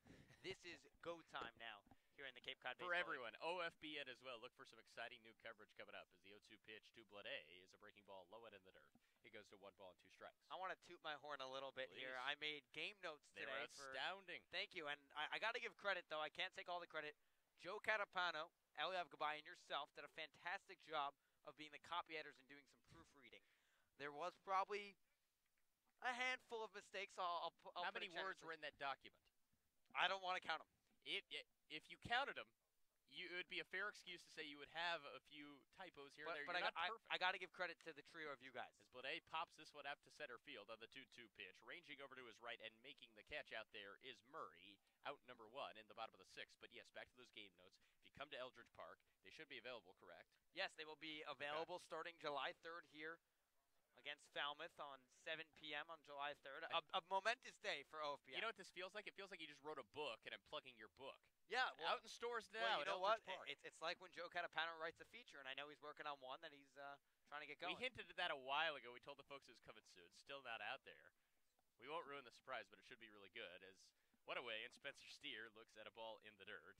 Steer doubled and scored back in the 4th inning as Spencer continues to rake here at Eldridge Park, the bird watch of the day, and we'll see if he can touch up Rutkowski yet again, and he looks at ball 2 low. that brushes the dirt, and there's 2 balls and no strikes. I have to give another thank you as well Yeah. to Cameron Gorby, the University of Miami SID, that sent me that game note template, a fantastic template. Wasn't going with the full 35-page Bible, if you will. I cut it down to a shorter 5 pages. Steer ground ball to the right side, fielded by Holt, the second baseman, who will make the throw over to Brickhouse in time. 2 up, 2 down here in the bottom of the 6th. And Spencer Steer, one of those mentions in that game notes is home cooking. Spencer's been very good at Eldridge Park this summer. Entered the night 381 with all 3 of his home runs and 10 of the 11 RBI coming here at home. When I think catchy game notes, I think cool titles. What were your cool titles? Because that's key, is there's 2 outs, and Logan Wyatt will look at ball 1 low. Speaking of Logan Wyatt, I went with Wonderful Wyatt. Ooh, We did. catchy. I'll use, how about this? If Logan Wyatt has an extra base here, I will use Wonderful Wyatt just for you, Josh White, as the 1-0 pitch delivered. Cranked down the right field line just foul, and you just missed Wonderful Wyatt by a matter of about a foot. I think my favorite one had to be Jacks of all trades. I thought that was pretty creative. You know, but one that was popular was Vandy Birds. Now, we've used that plenty of times throughout the summer already, but for a title, people love that one as well. Jacks of all trades is a good one, as the 1-1 pitch is outside to Logan Wyatt, and the count now 2-1. Today we had a great one, Skipper 600, inspired by Joe Catapano and Eliot Gabay, the collaboration between the 2 of them. That was a late edition. It actually wasn't a glaring thing that it was Skip's 600th game. Even he didn't know. The 2-1 pitch to Logan Wyatt as Rutkowski kicks and fires, fouled off yet again, and Brandon White makes the play in the Orleans dugout. It's now 2-2. There's not a single thing he can't catch, no matter where it is, dugout, center field, whatever it may be. But yeah, I was kind of adding up the games. I go, I wonder how many games Kelly's managed. 599. Today's 600. A lucky break for you, Josh, but you can toot your horn on that. That was big time. 600 written behind the bat in spray paint as the 2-2 pitch from Rutkowski delivered to Logan Wyatt freezes Wyatt, strike 3 on a breaking ball the outside corner, and Rutkowski is wheeling and dealing for the Braves. He's now through 6 innings of work, and it's 3-2 Bourne on top of the Orleans Firebirds. Kevin Kelly back out there on the mound for Orleans. We'll see if the Firebirds can keep the deficit at just 1. We come up to the 7th inning here on the Orleans Firebirds Broadcast Network.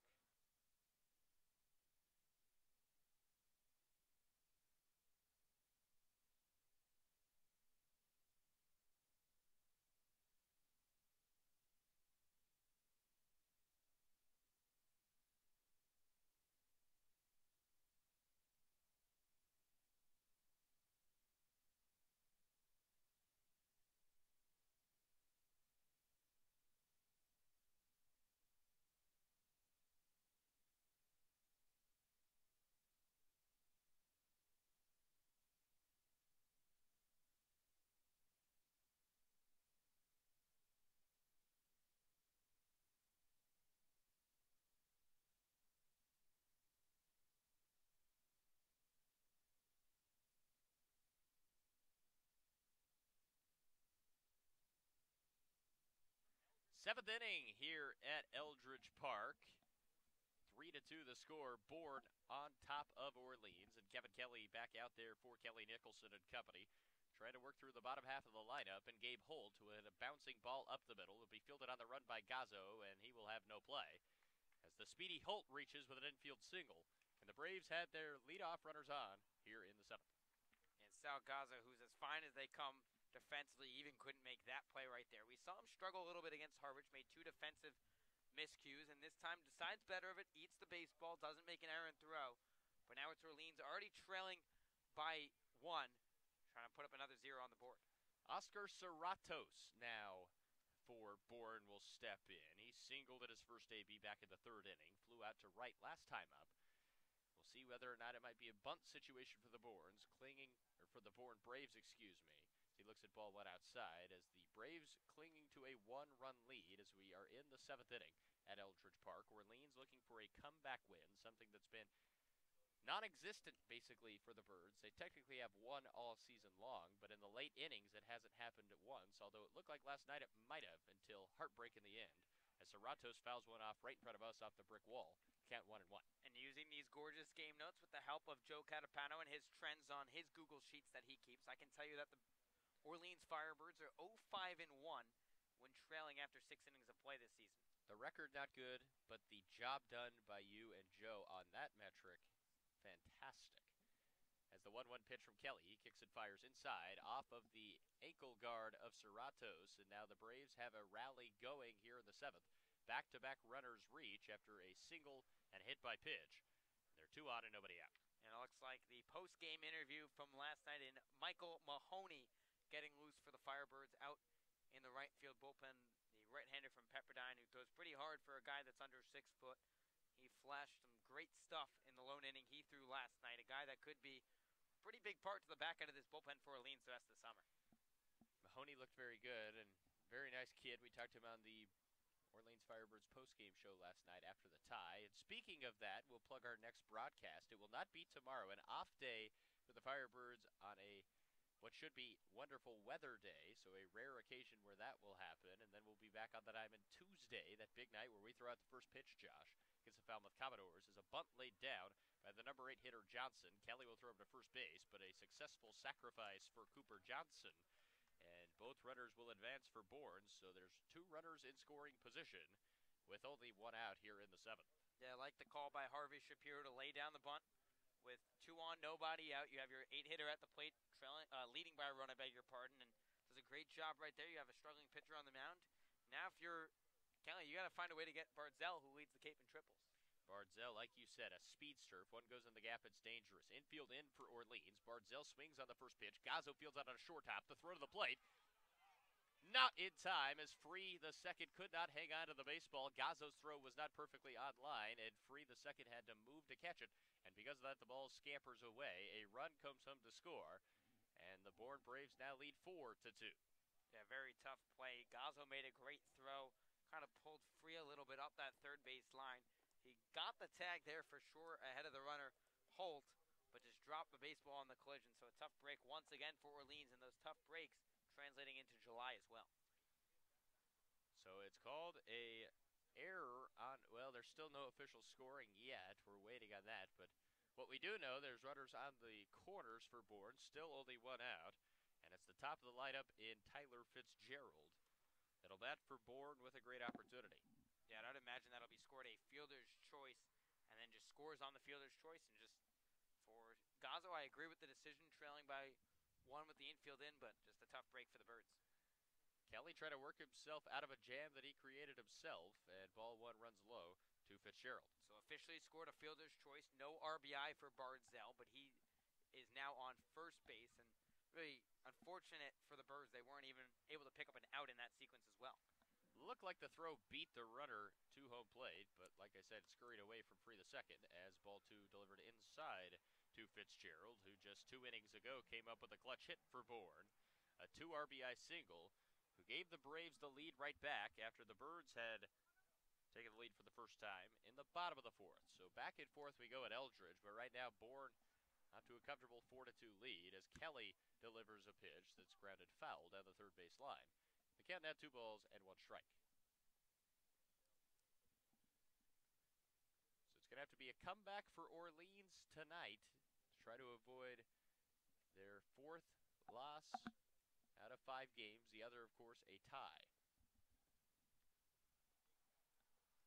Birds really trying to start off July with a bang, as here comes the 2-1 pitch from Kelly. That's pounded to left field. That will be trouble. It is a fair ball.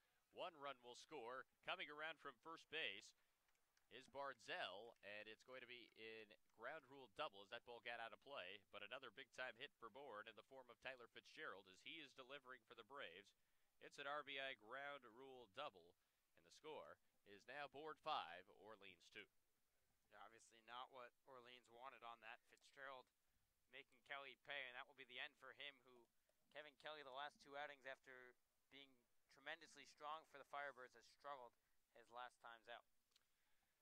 So the Braves all over Orleans here in the 7th, the end of the night for Kevin Kelly, and it'll be a new pitcher in there for Orleans. It is one of the newest Firebirds indeed, and Michael Mahoney taking over.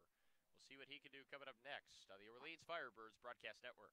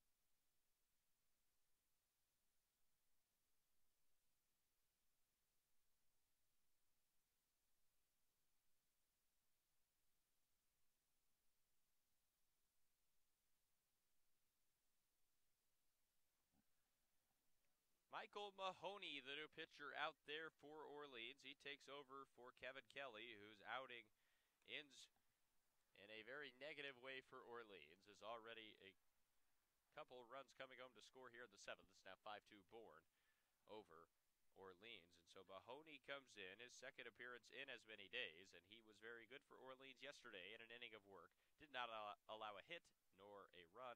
0 walks, had a strikeout. He talked to me post-game, and very nice young man from Pepperdine who will try to get the job done for Orleans and get the Firebirds out of the jam, as they would love it to be as close as possible to allow the offense to attempt to make a comeback. Mahoney is tasked the job of doing just that, with just 1 out here in the top of the 7th inning. And Mahoney, the young man out of Huntington Beach, California, will toe the rubber and take on Chase Murray, the number 2 hitter for the Braves, who is 0 for 3 so far, has 2 strikeouts to his name. But all can be forgiven for Bourne if he can come through here. With runners at 2nd and 3rd, the infield playing in for Orleans just 1 away in the top of the 7th inning. Mahoney comes set, takes a deep breath, and delivers the first pitch of his outing, a breaking ball in there for strike number 1 to Chase Murray. The young man out of Georgia Tech, originally from Cincinnati, Ohio, 6 foot 187. He will be a junior next year for the Yellow Jackets. And so far this season,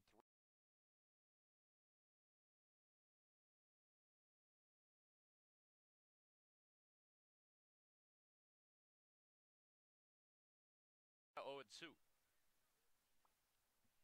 So Michael Mahoney, a college teammate of Quincy McAfee, who started the summer with Orleans and went back to school in Southern California. Now Mahoney, the young man from Pepperdine, repping for the Firebirds here. 1 pitch away from a big-time strikeout. Here comes the 0-2 pitch from Mahoney into Chase Murray. Murray checks his swing. He did go. Strike 3 and a big-time K for Michael Mahoney in his first batter faced of the evening. And they're now 2 away as a huge strikeout, the 3rd of the evening for Murray. And there are now 2 away. And that'll bring in Jared Triolo in a primetime matchup here on a Sunday evening. Triolo with that big-time home run to kick off the scoring in the 4th inning. That just went fair down the left field line. And now, with 2 ducks on the pond in scoring position, he'll try to extend this lead for the Bourne Braves, one of the best hitting teams in all of the Cape. Mahoney's first pitch runs high. Backing out of the way is Triolo, ball 1. And the count now 1 ball and no strikes. The young man that attends Houston. One of 2 Cougs to play in every game this past year for the Cougars. And he made those games count. He was 2nd in the AAC with 86 hits. Here comes the 1-0 pitch from Mahoney. Check swing, fouled off. The count goes to 1 ball and 1 strike. So to recap this inning, it all started with a Gabe Holt single. And it was a hit by pitch. Those never help.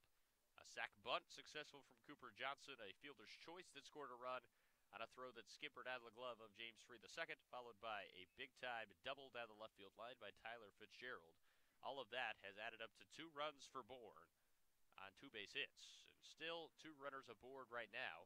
The Braves trying to extend their lead. It already sits at 5-2. Mahoney, meanwhile, trying to get back into the dugout and give his team a chance to come back still in this ball game. Here comes the 1-1 from Mahoney. Swing and a miss, and it's now 1-2 as Mahoney throwing breaking balls almost exclusively so far in his young outing, and he's been very successful in doing so. He struck out the first batter he faced and now just 1 strikeout away from getting out of this 7th inning finally here at Eldridge Park. The right-hander from Huntington Beach gets the sign, comes set, and delivers to Triolo. Here comes the 1-2 pitch.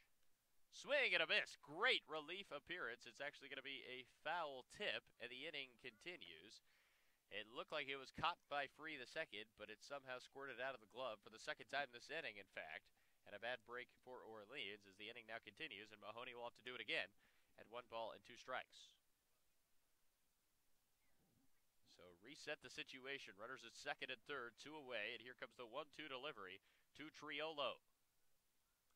Kicks and fires, deals the 1-2. There you go again, a swing and a miss. And Michael Mahoney does it 2 times against Triolo to end the inning. A great relief appearance for the Orleans Firebird newest player, the right-hander from Pepperdine. 2 strikeouts at his appearance. But the Braves do score 2 runs in the 7th They lead it 5-2 as we've reached stretch time here at Eldridge Park. Josh White will take over the keys and bring us home here on a Sunday night from Eldridge Park. You're listening to Firebird Baseball on the Orleans Firebirds Broadcast Network. We've reached stretch time here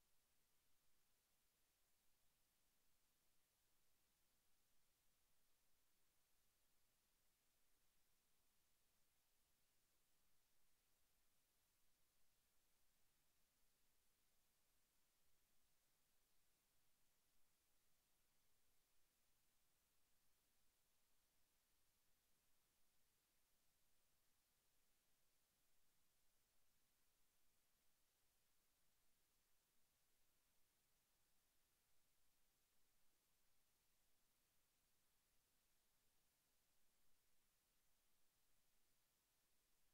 Bourne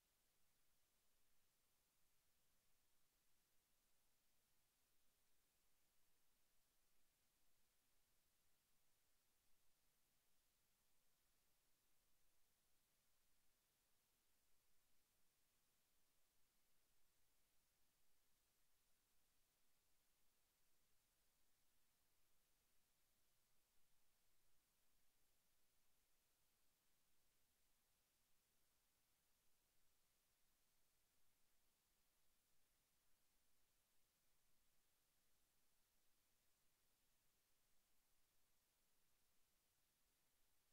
of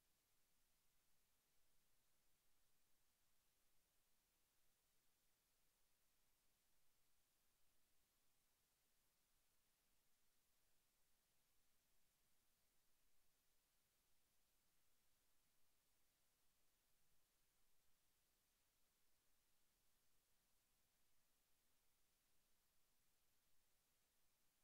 Orleans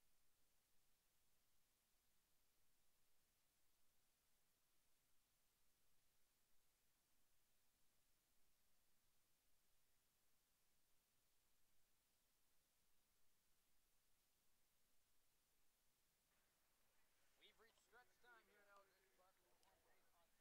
It'll be 5, 6, and 7 here for Orleans. Nick Osborne, James Free the second, and Sal Gaza set to face the new pitcher into the ballgame out of Georgetown University, and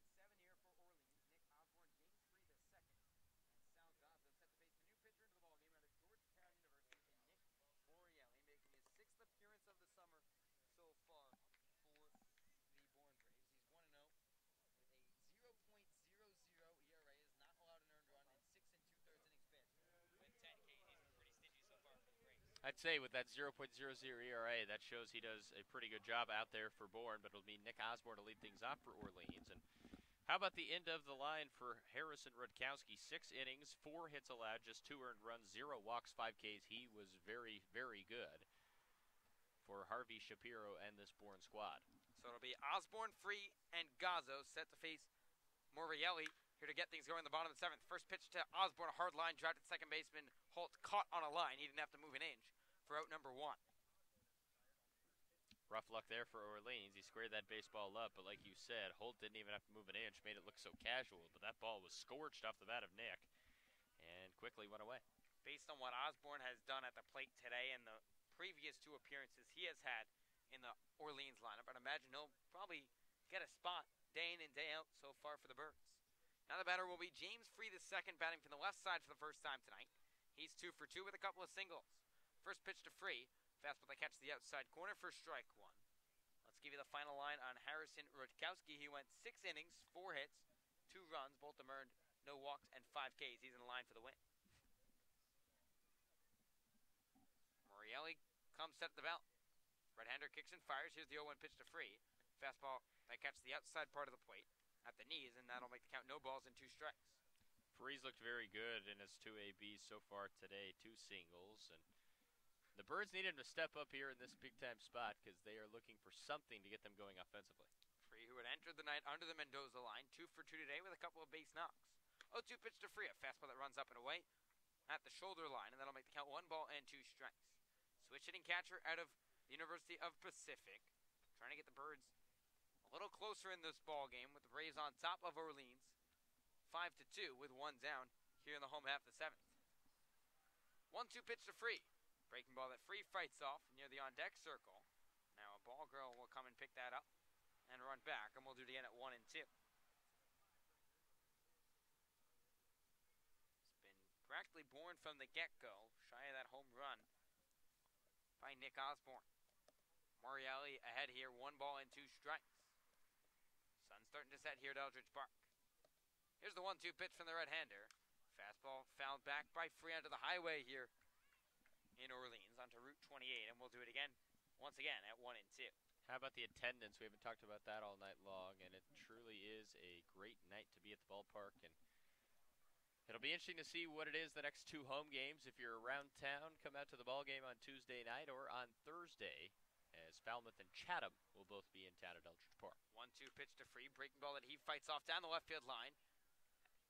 Just foul as the third base umpire, David Viveros, dances out of the way. A little 2-step hop to dance out. Very athletic play by Big David over there at third base.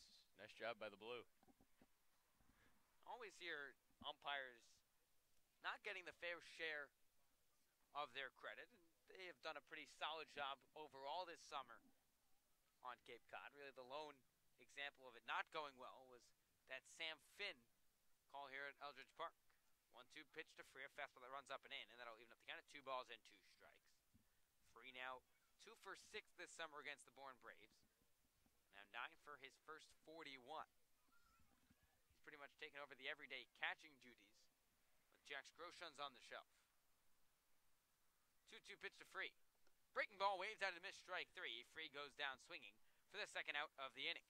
And besides that Osborne home run and really that Steer double, the Braves pitching staff has done a fantastic job against Orleans. Just 4 hits so far total for the Birds. And really they've all been quiet singles besides that double and home run.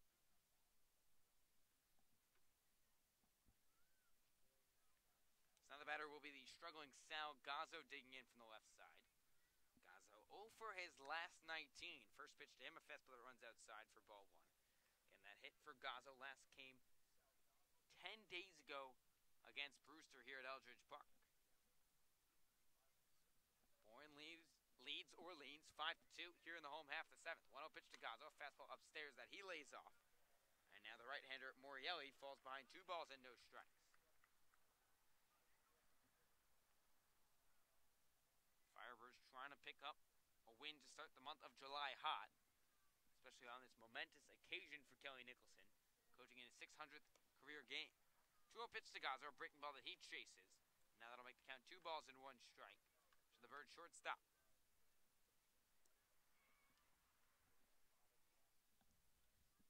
Bourne on top of Orleans. Here 5-2 in the home half of the 7th. 2-1 pitch to Gazzo. Fastball that runs upstairs that he easily lets go, and that'll make the count 3 balls and 1 strike. Justin Levy waits on deck for Orleans. He's at a quiet night at 0 for 2, and kind of every day we see the lineup that Kelly Nicholson posts on Twitter. We have a internal conversation that we all kind of chat about. What's going on with the lineup today, who's in, who's out. Try and see our different perspectives on that. 3-1 pitch here to Gazzo, breaking ball that he's on top of, and that'll run the count full at 3-2. I thought it was very interesting to see Justin Levy in the 8th spot. makes a very rounded order for the Birds, having such a powerful hitter down that far. That has to be the thought from skip Kelly Nicholson to do that, because you move Gazzo up into the 7th spot with him slumping so severely. Full count pitch here to Salgaza. Breaking ball that he fouls off onto the on-deck circle, and Justin Levy makes the play with the left hand and tosses it into the bucket. Bourne 5, Orleans 2. Here with 2 away already in the home half of the 7th. Gazzo trying to extend the inning here for the Birds. Long stare in from Morelli, and now he comes set.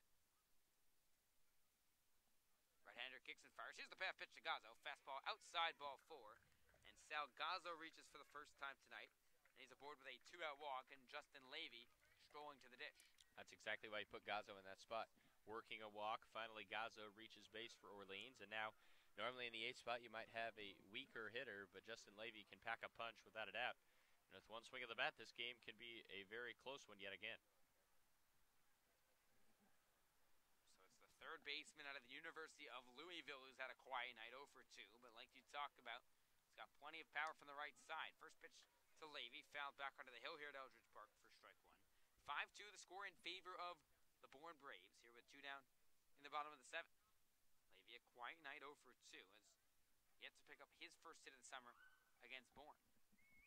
Matt Frazier in the 9th spot waits on deck, waving that bat just a couple steps outside the Birds' dugout on the first base line. 0-1 pitch to Levy, a slow-moving breaking ball on the outside corner. Now Morelli jumps ahead, no balls and 2 strikes. It's been a Bourne staff that has pitched tremendously well so far today. Team that's 3rd in ERA on the Cape with a 3.57 collective earned run average. 0-2 pitch from Morelli. Breaking ball waved at by Levy, but that kicks off the catcher Johnson and rolls to the backstop. So Justin Levy will reach after striking out on the drop 3rd strike. The Birds will bring the tying run to the plate in Matt Frazier with 2 down. The only other time that's happened for Orleans this season, it was a strikeout reaching first base. It turned into quite the rally, so we'll see if the Birds can repeat history and do another 2-out rally and perhaps make this a ball game again with the tying run coming up to the plate in the form of Matt Frazier. So we've called Matt Frazier one of the sweetest batting practice players you'll ever see with one of the sweetest swings. We'll see if that translates to the baseball diamond tonight. And a big spot for the Birds. 2 on with 2 out. The Braves leading 5-2. First pitch to Frazier, a fastball that runs up and away for ball 1. Frazier 0 for 2 tonight. His struggles have continued this season. Just 7 for his first 41. After a guy hit 266 with 2 long balls and 28 RBI this past season at the University of Arizona. 1-0 pitch here from Morelli. Fastball that catches the outside corner a little bit high. Home plate umpire Mickey Garcia thought it was at the belt.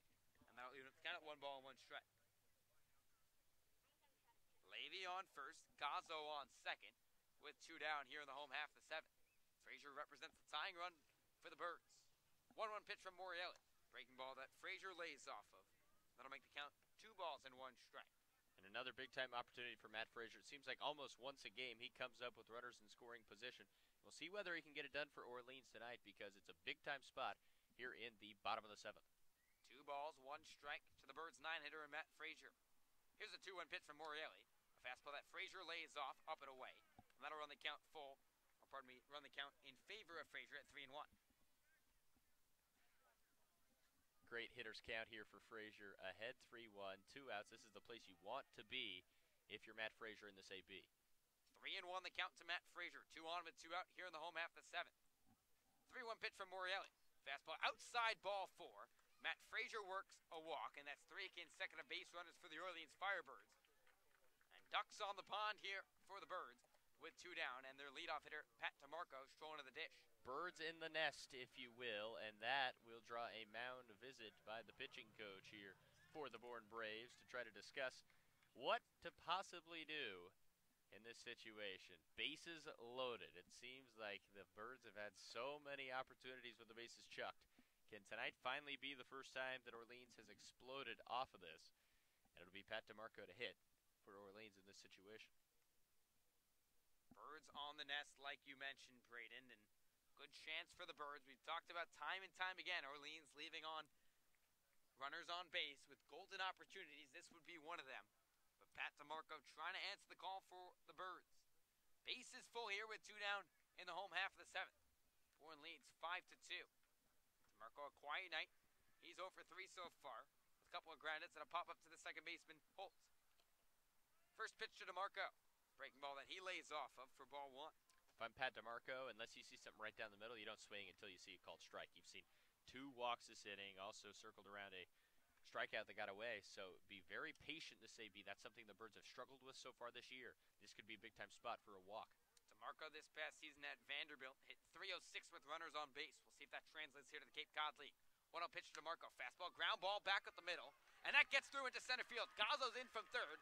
Being waved around third base is Levy. He slides in feet first, and he is safe. It's a 2 RBI double for Pat DeMarco. And the deficit now at 1 for the Birds. It's 5-4 in favor of Bourne.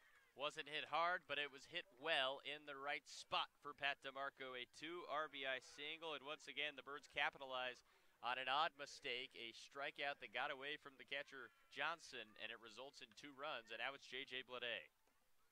We've talked about time and time again this season about how the game of baseball is a game of inches, and the Birds making Bourne pay after not being able to set down Levy on the drop third strike.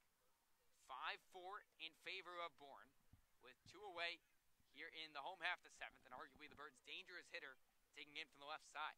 Runners on the corners here for Orleans, with J.J. Blade, who's 0 for 3, waving the bat in the left-handed batter's box. First pitch to Blade, high chopper slowly up the third baseline, called by the third baseman Serratos. He throws on the run, and the ball dropped by the first baseman Brickhouse. Blade safe at first base as Frazier is coming to score, and now Brickhouse throws it away from Serratos. All the way in from second base is DeMarco, and the Birds have taken the lead. It's 6-5 here in the bottom of inning number 7. Chaos here at Eldridge Park. July transforms into luck suddenly for Orleans as everything went wrong in the month of June, and one of the wackiest sequences you'll see. Bourne looking like a little league team right there, throwing the ball all around the diamond, and the Birds score 2 on a fluky play that results in multiple errors against the Braves, and just like that, in one wacky sequence, it's 6-5 Orleans. Just the flip of a calendar page can Wow. change some things here in the CCBL. Orleans 6, Bourne 5. Here with 2 away in the home half of the 7th. Orleans still threatening with Blade leading off second base. And now Spencer Steer, the hot-hitting second baseman, digs in from the right side. First pitch to Steer, line drive over the head of Serratos into left field. Constantine waving Blade around third base. The throw from the left field to Triolo will be cut off. It's an RBI single for Spencer Steer, and the Birds have put up a 4 spot in the inning. It's 7-5 in favor of Orleans. When it rains, it pours. Hello, Spencer Steer, a big-time RBI, and just like that, the Birds have put up a 5 spot in the inning. It's 7-5 Orleans, and everything going the way of the Firebirds right now. So the Birds have now batted around in the order. This is the 9th hitter at the plate for Orleans. It's Logan Wyatt. First pitch to Wyatt, in there for a strike. Wyatt, a quiet night, 0 for 3 with a couple of Ks, but boy, would he like to break out of that funk and try and put this game out of reach. 7-5 the score in favor of the Birds. Steer leads off first base. 0-1 pitch to Wyatt in the dirt, throw down from Johnson, not in time as this kicks off the glove of the shortstop Fitzgerald and rolls into shallow center field, so Steer digs for second, and more defensive blunders by Bourne, allowing Orleans to take full advantage. So 2 errors in the inning already for Bourne.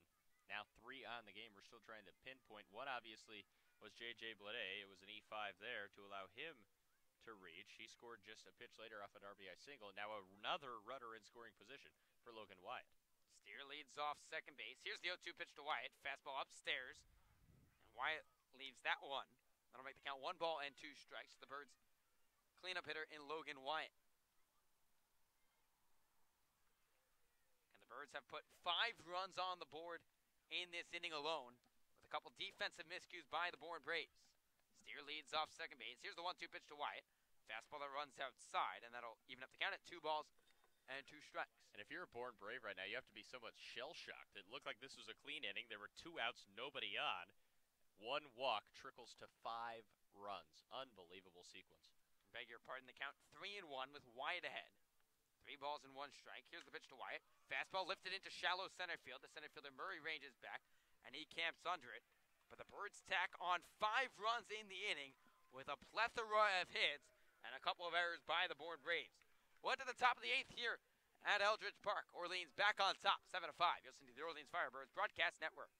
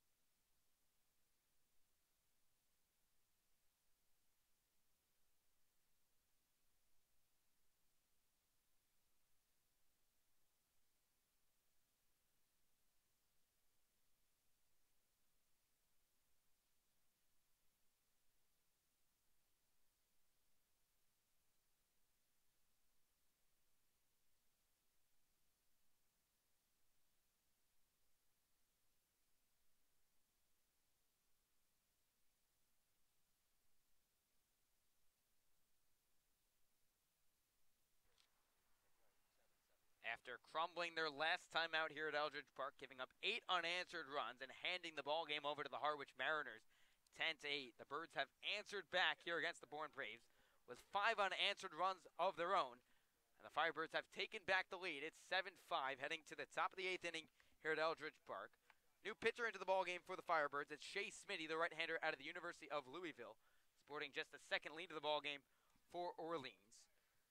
Smitty, the right-hander, playing for the Louisville Cardinals his first 2 years in college. 6'5", 215 pounds, making his 7th appearance so far this summer in 4 2/3 innings. Has given up 3 runs, all of them earned, on 6 hits, 4 walks, and 8 Ks. Good for a .579 ERA.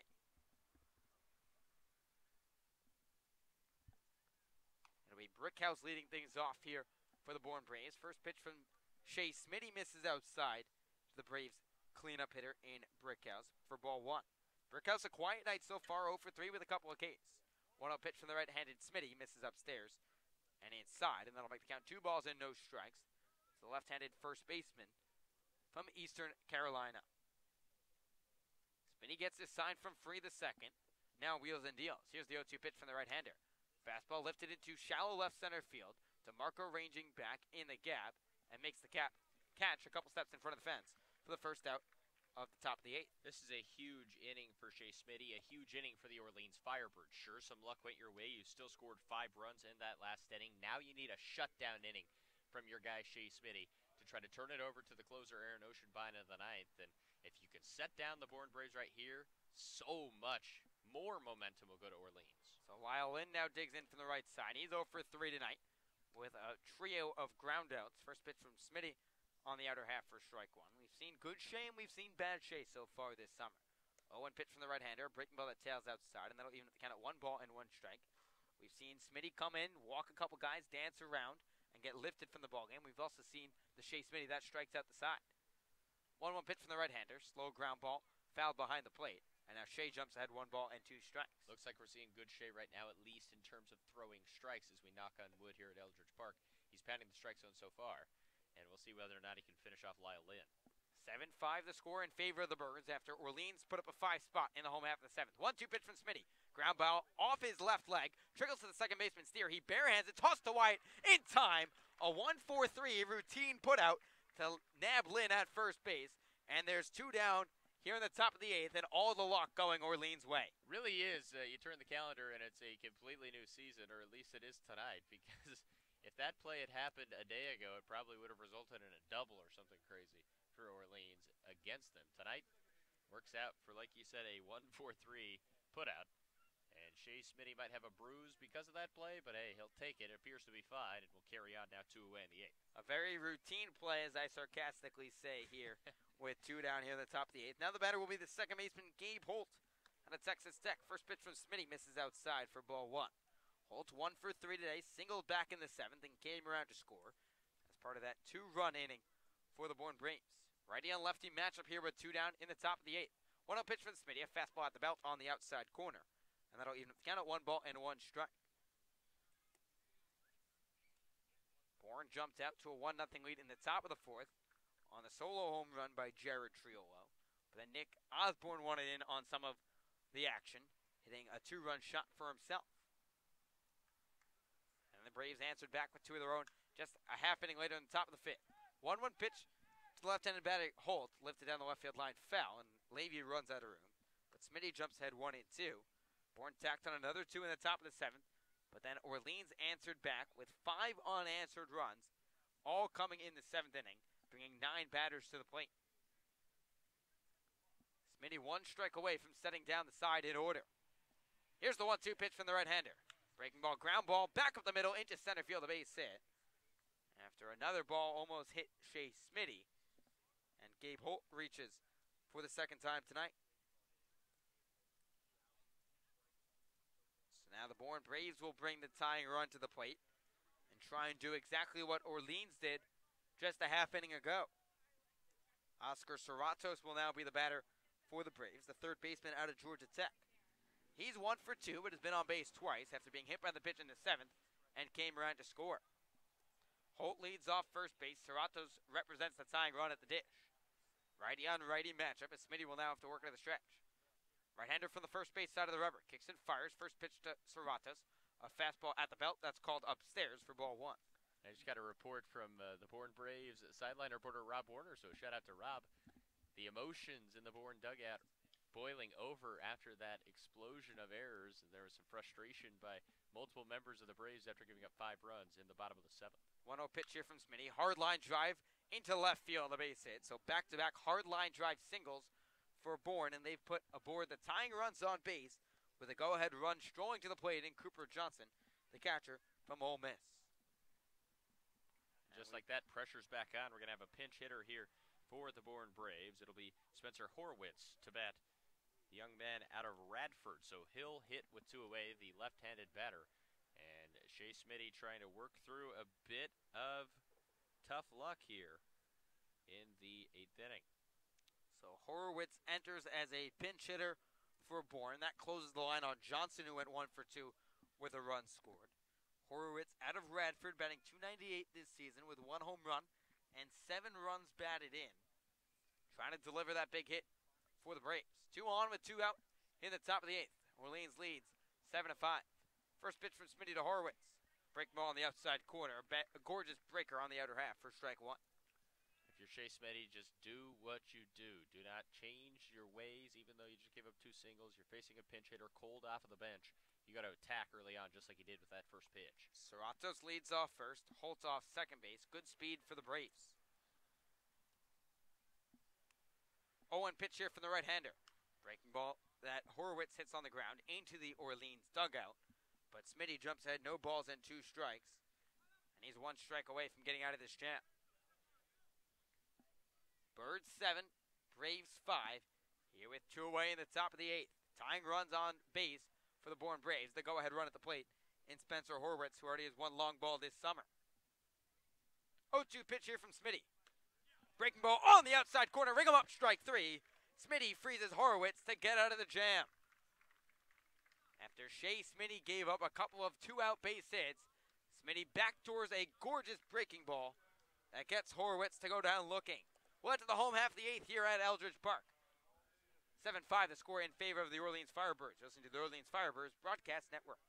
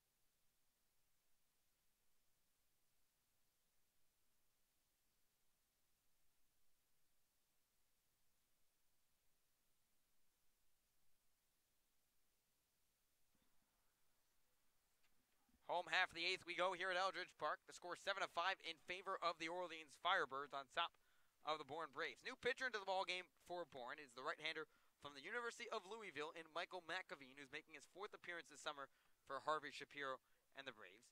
In 3 1/3 innings pitched, has given up 3 hits, 2 runs, 1 of them earned, 1 walk, and 5 Ks with a 0-0 record and a 2.70 ERA. He'll face 5, 6, and 7 of this Firebirds lineup. Nick Osborne, James Free II, and Sal Gazzo after the Birds put up a 5 spot to take the lead just an inning ago in the bottom of the 7th. Nick Morielli, the pitcher's final line, not pretty at all. After retiring the first 2 hitters of the inning with ease, obviously ran into that massive bump and really his outing fell off a cliff.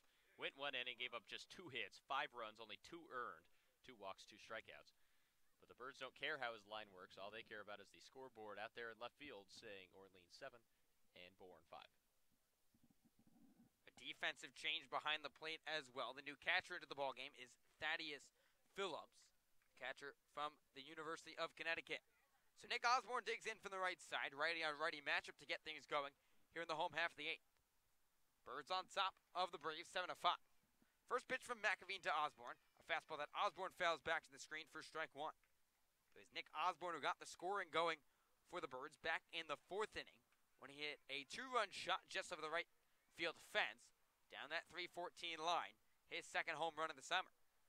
McAveen working into the stretch from the first base side. He comes set at the belt. Kicks and fires, 0-1 pitch to Osborne, a breaking ball that tails outside, and that'll even up the count at 1 ball and 1 strike.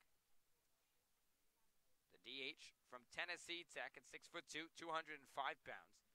Adjusts the play, black and gray batting gloves, and digs back in from the right side. McAveen gets his sign from Phillips, kicks and fires, 2-2 pitch, a breaking ball that fools Osborne as he takes this one on the outside corner. Now McAveen ahead 1 ball and 2 strikes. Osborne 6 for his first 11 to begin this 2018 campaign. 1-2 pitch from McAveen. Fastball fouled back by Osborne, and he stays alive, and we'll do it again at 1-2. I was ready to field that thing and make a strong throw to first base. Bourne could possibly use me out there in the field.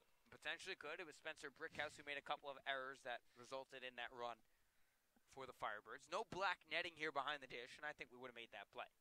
Without a doubt. Nonetheless, 7-5, the score in favor of the Birds with nobody out here in the home half of the 8th. 1-2 pitch to Osborne. Fastball pops up in an elevator shaft behind home plate, and this one runs out of play. So good fight here by Nick Osborne, and we'll do it again at 1 ball and 2 strikes. And a high yomper off the bat there into foul ground, and Osborne's been dialed in all day long at the dish. Obviously a two-run home run. We'll see if he can do it again right now. And Osborne called Yahtzee on his home run earlier in the 4th inning, trying to replicate that just here. 1-2 pitch from McAveen, a breaking ball that runs outside. And that'll even up the count at 2 balls and 2 strikes. And yoink, that just barely went outside. Barely missed. Could have been a strikeout of Osborne, but luckily Nick knew life. Ball 2. 2 balls, 2 strikes now to Nick Osborne. Here's the 2-2 pitch from McAveen. Breaking ball that just runs inside. That'll run the count full at 3 balls and 2 strikes. It was the Birds scoring 5 runs on 2 hits, 2 errors, and they left 1 on base just an inning ago. What looked like Bourne was out of the inning on the strikeout to Justin Levy, but then a misplay by Cooper Johnson, the catcher, allowed him to reach on the drop, 3rd strike. 3-2 pitch to Osborne, lifted out to deep left field, and this one dinks down, and 1 hops the fence. Osborne takes a big turn around first, but he'll think better of it as left fielder Triola cuts it off. But the 2nd hit of the day for Nick Osborne, and he leads things off here in the bottom of the 8th with a bang and a leadoff base hit. So we've seen Cade Meckel's surprises. We've seen Riley Ornito's surprises. I might say right now Nick Osborne's been the most pleasant surprise of this season so far, what he's been doing offensively. I know it's a very small sample size, but he has home runs in 2 of the 3 games he's played offensively, and he's just looked so comfortable and confident in the batter's box, and that's something none of us really expected to see from him when he joined this team. So it'll be the struggling Sal Gazzo, or pardon me, James Free II to bat first, with Gazzo waiting on deck. First pitch to Free II, fastball that he corks into his right foot for strike 1. Free II, 2 for 3 tonight with a couple of singles, but then struck out his last time around. Osborne leads off first base after reaching for the 2nd time tonight with a single. Score 7-5 in favor of Orleans, here with nobody down in the bottom of the 8th. McAveen comes set from the first base side of the rubber. Right-hander kicks and fires. Here's the 0-1 pitch to Free. Fastball hit to the right side, could be two. Gloved by the second baseman Holt. He'll take the shore out over there at first base in time as James Free is retired on the 4-3 ground out, but he gets the job done, advancing Osborne to second base, and there's one down in the home half of the 8th. A successful out for Free, the second indeed, and he has had a good night at the dish. He's now 2 for 4 overall. And a very fine job for the Orleans catcher in doing just that. And now it'll be Salgazzo, the shortstop, who reached after walking, broke that slump a little bit just moments ago, came around to score in that wacky 7th inning. So Gazzo still without a hit over the last 10 days for Orleans. He shows bunt, high pop-up down the third base line. It's fair. Barehanded by the third baseman Serratos. He spikes the throw and pulls off Brickhouse from the bag. So Gazzo reaches for the second time tonight. We'll see how that one is scored. But that bunt high popped up in the air. Did not allow Osborne to advance. But nonetheless, the Birds have 2 on with 1 out in the home half of the 8th.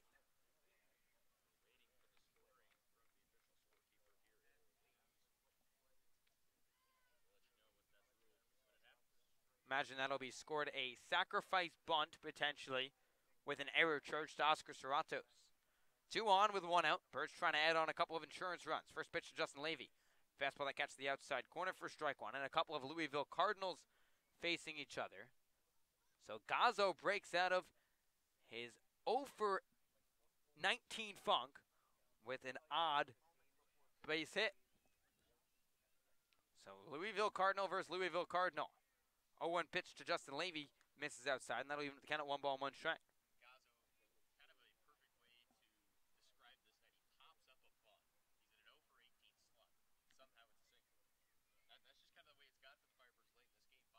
But the luck is changing, we've seen.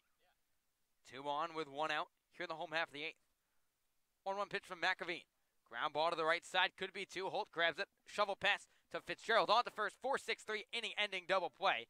So Michael McAveen wins the battle of the Louisville Cardinals. And Justin Levy grounds out to end the inning.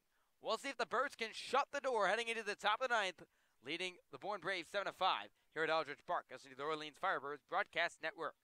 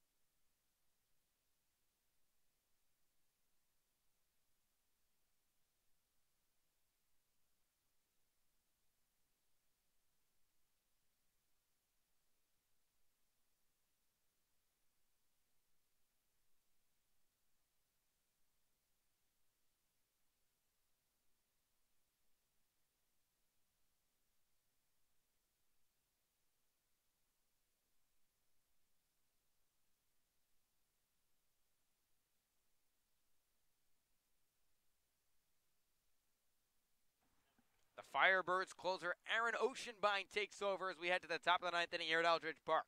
The score 7-5 in favor of Orleans after Orleans have put up 5 unanswered runs on the scoreboard. It'll be 9-1-2 here for the Bourne Braves. One last chance for Bourne to try and avoid their first loss of the month of July. Ashton Barzell, Tyler Fitzgerald, and Chase Murray all going to face Oceanbine, who will pitch in his 7th game this summer. The Birds closer is 0-2 with 2 saves, a 2.57 ERA, but it's been the strikeouts for Oceanbine that has flashed so strong. 16 Ks in just 7 innings, and it's been that high velocity with that fastball fooling hitters. Looking for his 3rd save of the summer, and this would be a huge win for Orleans, a comeback win, kind of a wacky game. This would add a lot of confidence. We'll see if Oceanbine can shut the door. So the rising redshirt senior from Eastern Kentucky takes over. Bardzell digs in from the right side. First pitch from the righty, Oceanbine. Misses low and away for ball 1, just above the shoe tops of Bardzell.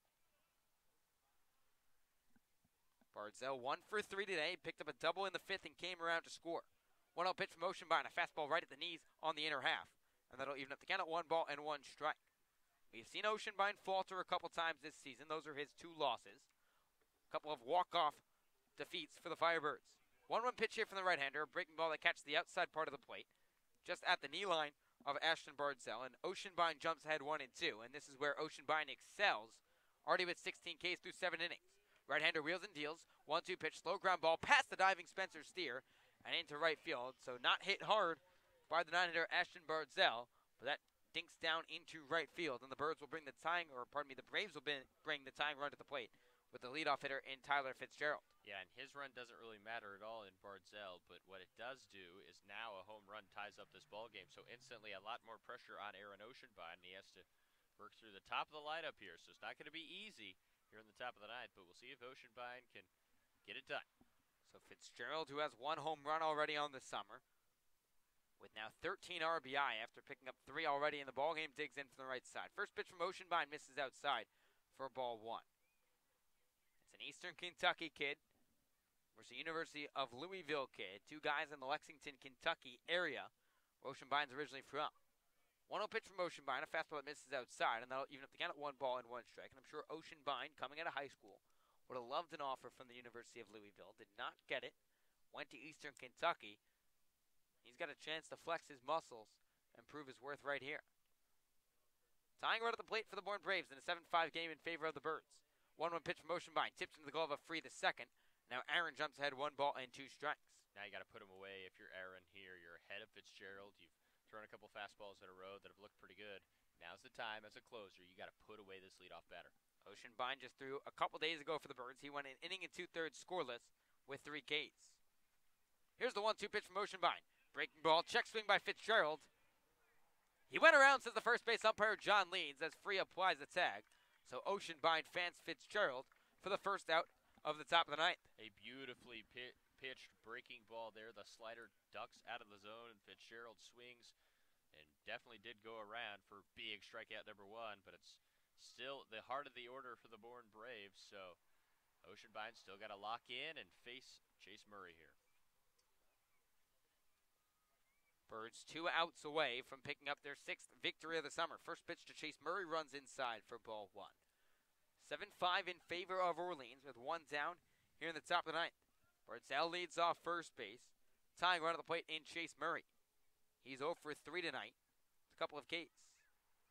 1-0 pitch to Murray. Fastball waved out and missed, and that'll even up the count at 1 ball and 1 strike. This is a chance for Oceanbine to shut the door here. A ground ball double play would end off this game. Bardzell leads off first. Murray waving the bat in the left-handed batter's box. Here's the 1-1 pitch from the right-hander. Breaking ball hit back up the middle. Backhanded by the second baseman Steer, and that tricks under his glove. So Spencer Steer not able to make the play on a couple weakly hit ground balls here in the 9th inning, and the Braves have the tying runs on base with a go-ahead run coming to the plate in the number 3 hitter in Jared Triola, who has already homered today. And a good time to talk about the defensive replacement out there in center field, Brandon White taking over for Pat DeMarco. So White in center, obviously we've seen how great he is at defense, and a big-time nerve-wracking spot after a Chase Murray single. So a couple of weak singles for the Bourne Braves have given Bourne a chance here in the top of the 9th. First pitch to Triola misses outside for ball 1. 1 for 3 night for Jared Triola, but did have that RBI solo home run back in inning number 4. Righty on righty matchup. Here's the 1-0 pitch from Oceanbine. Fastball near the shins, and that'll make the count 2 balls and no strikes. Again, it's Murray on first, Bardzell on second, with Triola represents the go-ahead run for the Braves. Bourne had led for the majority of this contest, but then Orleans answered back with a 5 spot in the home half of the 7th. Here's the 2-0 pitch from Oceanbine. Fastball that catches the outside corner, and that'll make the count 2 balls and 1 strike. The hill dwindling out here at Eldridge Park. The fans still in attendance, looking for the Firebirds to get off to a good start in the month of July after a rough June. 2-1 pitch here from Oceanbine. Fastball runs up and away, and that'll make the count 3 balls and 1 strike. Orleans 7, Bourne 5, with 2 on and 1 out. The Braves down to their final 2 outs here in the top of the 9th, but Oceanbine struggling out there on the mound behind Triolo, 3-1. Triolo already with a home run in this ball game. He went yard back in the 4th. 3-1 pitch from Oceanbine. Fastball that runs low, ball 4, and the Bourne Braves have loaded the bases here in the top of the 9th for the cleanup hitter and arguably the best bat in this lineup for Bourne, who's had a quiet night in Spencer Brickhouse. And now you're going to see a mound visit from Jamie Quinn, just trying to settle down his closers. The bases are loaded with just 1 out, and seems like nothing can go easy for the Firebirds after that wacky inning. The Birds are obviously hoping for a relaxing final 6 outs, but it has not been that way. After 2 singles and a walk, have loaded up the bases with just 1 away, and now the tying run stands at second. So Brickhouse, who entered the night on Cape Cod, first in runs batted in, and tied for 4th in home runs, trying to do a little damage here for Bourne, and give the Braves a lead here in the top of the 9th. 7-5 the score in favor of the Birds with 1 away, but the base is full here for the Bourne Braves. Triolo leads off first, Burry off second, Barzell 90 feet away at third base. A ground ball double play will end this ball game. Oceanbine comes set. Brickhouse digs in from the left side. First pitch from the right-handed Oceanbine. Fastball that Brickhouse fouls back to the screen for strike 1. Quiet night for Brickhouse. He's 0 for 2 with a couple of strikeouts, both of the swinging variety. Oceanbine already with 2 saves this season, trying to make it 3. Good defense in the outfield for the Birds. Matt Frazier, Brandon White, and J.J. Boudet. 0-1 pitch from Oceanbine. Breaking ball that Brickhouse swings over the top of. That'll make the count 0 balls and 2 strikes. Now if you're Oceanbine, you don't want to bounce the ball and let it get past James for the second, but you're in the driver's seat here as a pitcher. You can go to any pitch you want, way ahead of Brickhouse. Oceanbine comes set with the hands near the head. 0-2 pitch from the right-hander. Fastball runs up and away as he wastes a pitch out of the zone. Brickhouse lays off, and that'll make the count 1 ball and 2 strikes. Golden opportunity here for Bourne to try and tie this game up, if not take the lead. Tying runs in scoring position with the go-ahead run over there at first base in Jared Triolo. 1-2 pitch to Brickhouse, a slow-moving breaking ball that he fouls off, and we'll do it again at 1-2. That was a hanger. Oceanbine got lucky on it. It was left up in the zone, and Brickhouse normally would deposit that possibly over the wall, but this time just fouls it off, and the Birds catch a break. Oceanbine comes set on the bump, working from the first base side of the rubber. Here's the 1-2 pitch. Fastball hit to the second baseman, steer could be 2, tosses to the shortstop Gazzo, on to first, not in time as Brickhouse beats it out. So a fielder's choice will extend this ball game and bring in a run for the Bourne Braves as Barzell comes in from third. The Birds pick up the second out here of the 9th on the 4-6 fielder's choice, but that'll make it a 1-run game with the tying run just 90 feet away in Chase Murray. So Orleans 7, Bourne 6, here with 2 outs in the top of the 9th. The Birds have struggled this season in 1-run games with a 1-6 record coming into tonight. Seems like the month of July has treated the Birds a little more friendly so far. Lyle Lynn 0 for 4 tonight with 4 groundouts, digs in from the right side. First pitch from Oceanbine on the outside corner for strike 1. This is a hitter in Lynn who doesn't normally have 0 for 5 days. I hate to say it, but it feels like he's almost due. He's a very good hitter at Arizona State. Oceanbine trying to get the job done and end this game. Brickhouse on first. Murray 90 feet away represents the tying run. 0-1 pitch from Oceanbine. Breaking ball fouled back by Lynn. And now Aaron Oceanbine jumps ahead 0-2, and the Bourne Braves down to their final strike. Both very good pitches from Oceanbine there, locating on a fastball and also a slider. Now you're up 0-2, same spot you were just in to Brickhouse. Execute 1 pitch. That's all you need to do if you're Aaron Oceanbine. Oceanbine already with 1 strikeout in the inning. Boy, would he love a second right here. Right-hander set on the belt. Here's the 0-2 pitch. Breaking ball chopped over the head of Oceanbine, back at the middle, glove by the shortstop Gazzo, throwing the run in time. The Birds win as Aaron Oceanbine shuts the door. He bent but did not break, and the Birds pick up their first victory of July. They're off to a hot start in the month of July as the Birds pick up a 7-6 victory over the Bourne Braves and hold on for their 6th win of the season. Woo, that was not easy. It was not worry-free. A wacky way to win a ball game, but sometimes that's all you need to do. When you're in a slump, a good way to start off July right, and the Birds pick up a much-needed victory in dramatic fashion nonetheless, 7-6. And Aaron Oceanbine, like you said so perfectly, he bended, he did not break. That's all that matters if you're a closer. So in the 600th career game of Kelly Nicholson at the helm of the Orleans Firebirds, Orleans was a little rattled at the end, but they held on. So the leader in winning percentage of all Cape Cod active managers gets to celebrate a little bit here at Eldridge Park as the Birds advance to 6-11-1. Bourne drops to 9-8-1. And the Firebirds tie up this season series at 1 game apiece in this interleague showdown between the Bourne Braves and the Orleans Firebirds. Losing pitcher on the mound for the Bourne Braves was Nick Morielli. He did not have his best stuff tonight as Shea Smitty picks up the win for Orleans. So the Birds able to celebrate for the first time in a long time, it has felt like, here at Eldridge Park, and defeat a very talented Bourne Braves team. Let's give you the final line for either side. For Bourne, it was 6 runs on 11 hits and 3 errors. For Orleans, 7 runs on 8 hits and 1 error as well. Well, that was fun. It was wild, it was nerve-wracking, but at the end of the day, a Curly W is all that matters, and the Birds will definitely take it with an off day to come tomorrow. The O flag will wave high and mighty here in O-Town. In Orleans, Massachusetts, the Birds pick up their 6th win of the season, dropping Bourne to 9-8-1. As now our sideline reporter, Eliav Gabay, standing by with the player of the game in Pat DeMarco, who delivered that big-time 2 RBI single back in inning number 7 as part of that 5-run rally. Take it away, Eliav. Sending. Thanks, guys. Now, Pat, you had 2 RBI in the bottom of the 7th. They were very clutch. Can you walk me through that at bat? Well, first pitch, slider in the dirt. Almost went for it, but I ended up holding back. And then, 1-0 count, just looking for something over the middle that I could drive. And, I got a fastball over the middle, and, I just put the barrel on it. Yeah, and now it was the first win when trailing after 6. What was different this time around? We just try to keep the energy up, that's all. You're never out of it, it's a long ball game, so we just stayed in it. Yeah, and I asked CC this in the middle of the game. I want to ask you now. It's July. It's a new month. Do you kind of feel like a breath of fresh air in this new month? Yeah, of course. Every day we try to reset. So, the new month, you just take a step back, take a deep breath, and reset. Well, back to you guys. Thanks so much, Pat. Yeah, thank you. Good. Great stuff there from Eliav and Pat, and the Birds off to a good start in the month of July after a rough June. And Orleans drops Bourne 7-6 here at Eldridge Park. We'll head to another break here in Orleans, Massachusetts, as Nick Osborne joins the postgame show and talks things over on how tonight's game went down. You'll see the Orleans Firebirds Broadcast Network.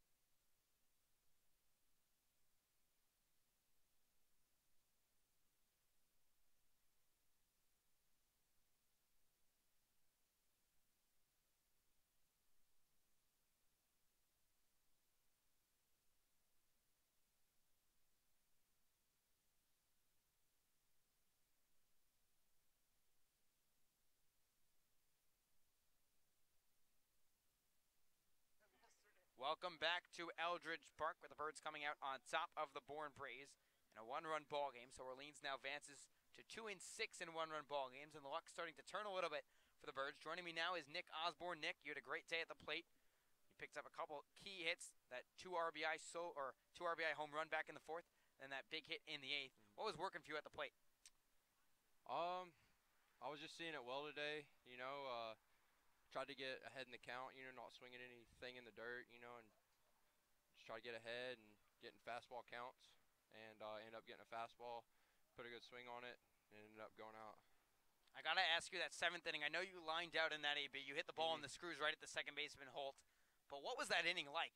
Trailing in the ball game, and then just seems like, Justin Levy makes the 3rd out, hustles out of the box, ball trickles to the backstop, and the Birds are alive, and then a little rally starts. Yeah. That's the thing with this team. We just try to fight. I think I don't remember how many outs we had. Was it 2 outs or 2? I think it was 2 outs, and the pass ball, and we just find a way to score some runs right there, and that's huge. And get some momentum going, and then our pitchers come out and throw a 0, and that's just big. We just try to fight as much as we can out there. I gotta ask you, a two-way player. You prefer hitting or pitching? Based on recent results, it might be hitting just with 2 home runs in your first few games at the plate. Yeah. I don't know. It just, it depends on the day. You know how it is. I get asked that question a lot, and honestly, I don't even know what to say. Like I said, I just try to compete for both. I don't really think about, well, am I a hitter, am I a pitcher? I like to think of myself as just a baseball player who goes out there and just gives his all every pitch, competes every pitch, and tries to win each pitch. So what do you guys now need to do? Obviously a rough month of June, but a good start to the month of July, picking up this close victory. What do you guys have to do to keep things going in the right direction with the day off tomorrow, but then coming back here at home against the Falmouth Commodores? Tomorrow, everybody needs to rest up, heal some, things that have been going on with our bodies and everything, get rested up.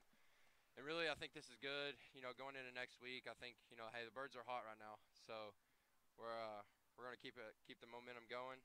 And just do the best we can to keep this train rolling. One final question before I let you go. I don't know if you know this. Skip didn't even know this coming into the night. It was Kelly Nicholson's 600th game at the helm of the Orleans Firebirds. What is it like, and what does it mean to you guys to pick up that win here for Skip? Oh, Skip's awesome. He's a easy coach to play for. He comes out and he gives his all, and you can tell by the way he prepares for the game and the way he tries to get us prepared for the game. So he's an easy guy to come out and play hard for. And, I'm just glad we could get that dub for him today. All right, thanks for the time, Nick. Congratulations on the win. That was Nick Osborne, who had a good day at the plate, going 2 for 4 with a home run and 2 RBIs as the Birds pick up a 7-6 victory over the Bourne Braves. We'll have an off day here in the CCBL, but the Birds will be back at it on Tuesday night here at Eldridge Park against the Falmouth Commodores. First pitch set for 7 p.m. with a pregame show starting at 6:45. So for Braden Bell, I'm Josh White and the rest of our OFBN crew. This has been Orleans Firebirds Baseball on the Orleans Firebirds Broadcast Network.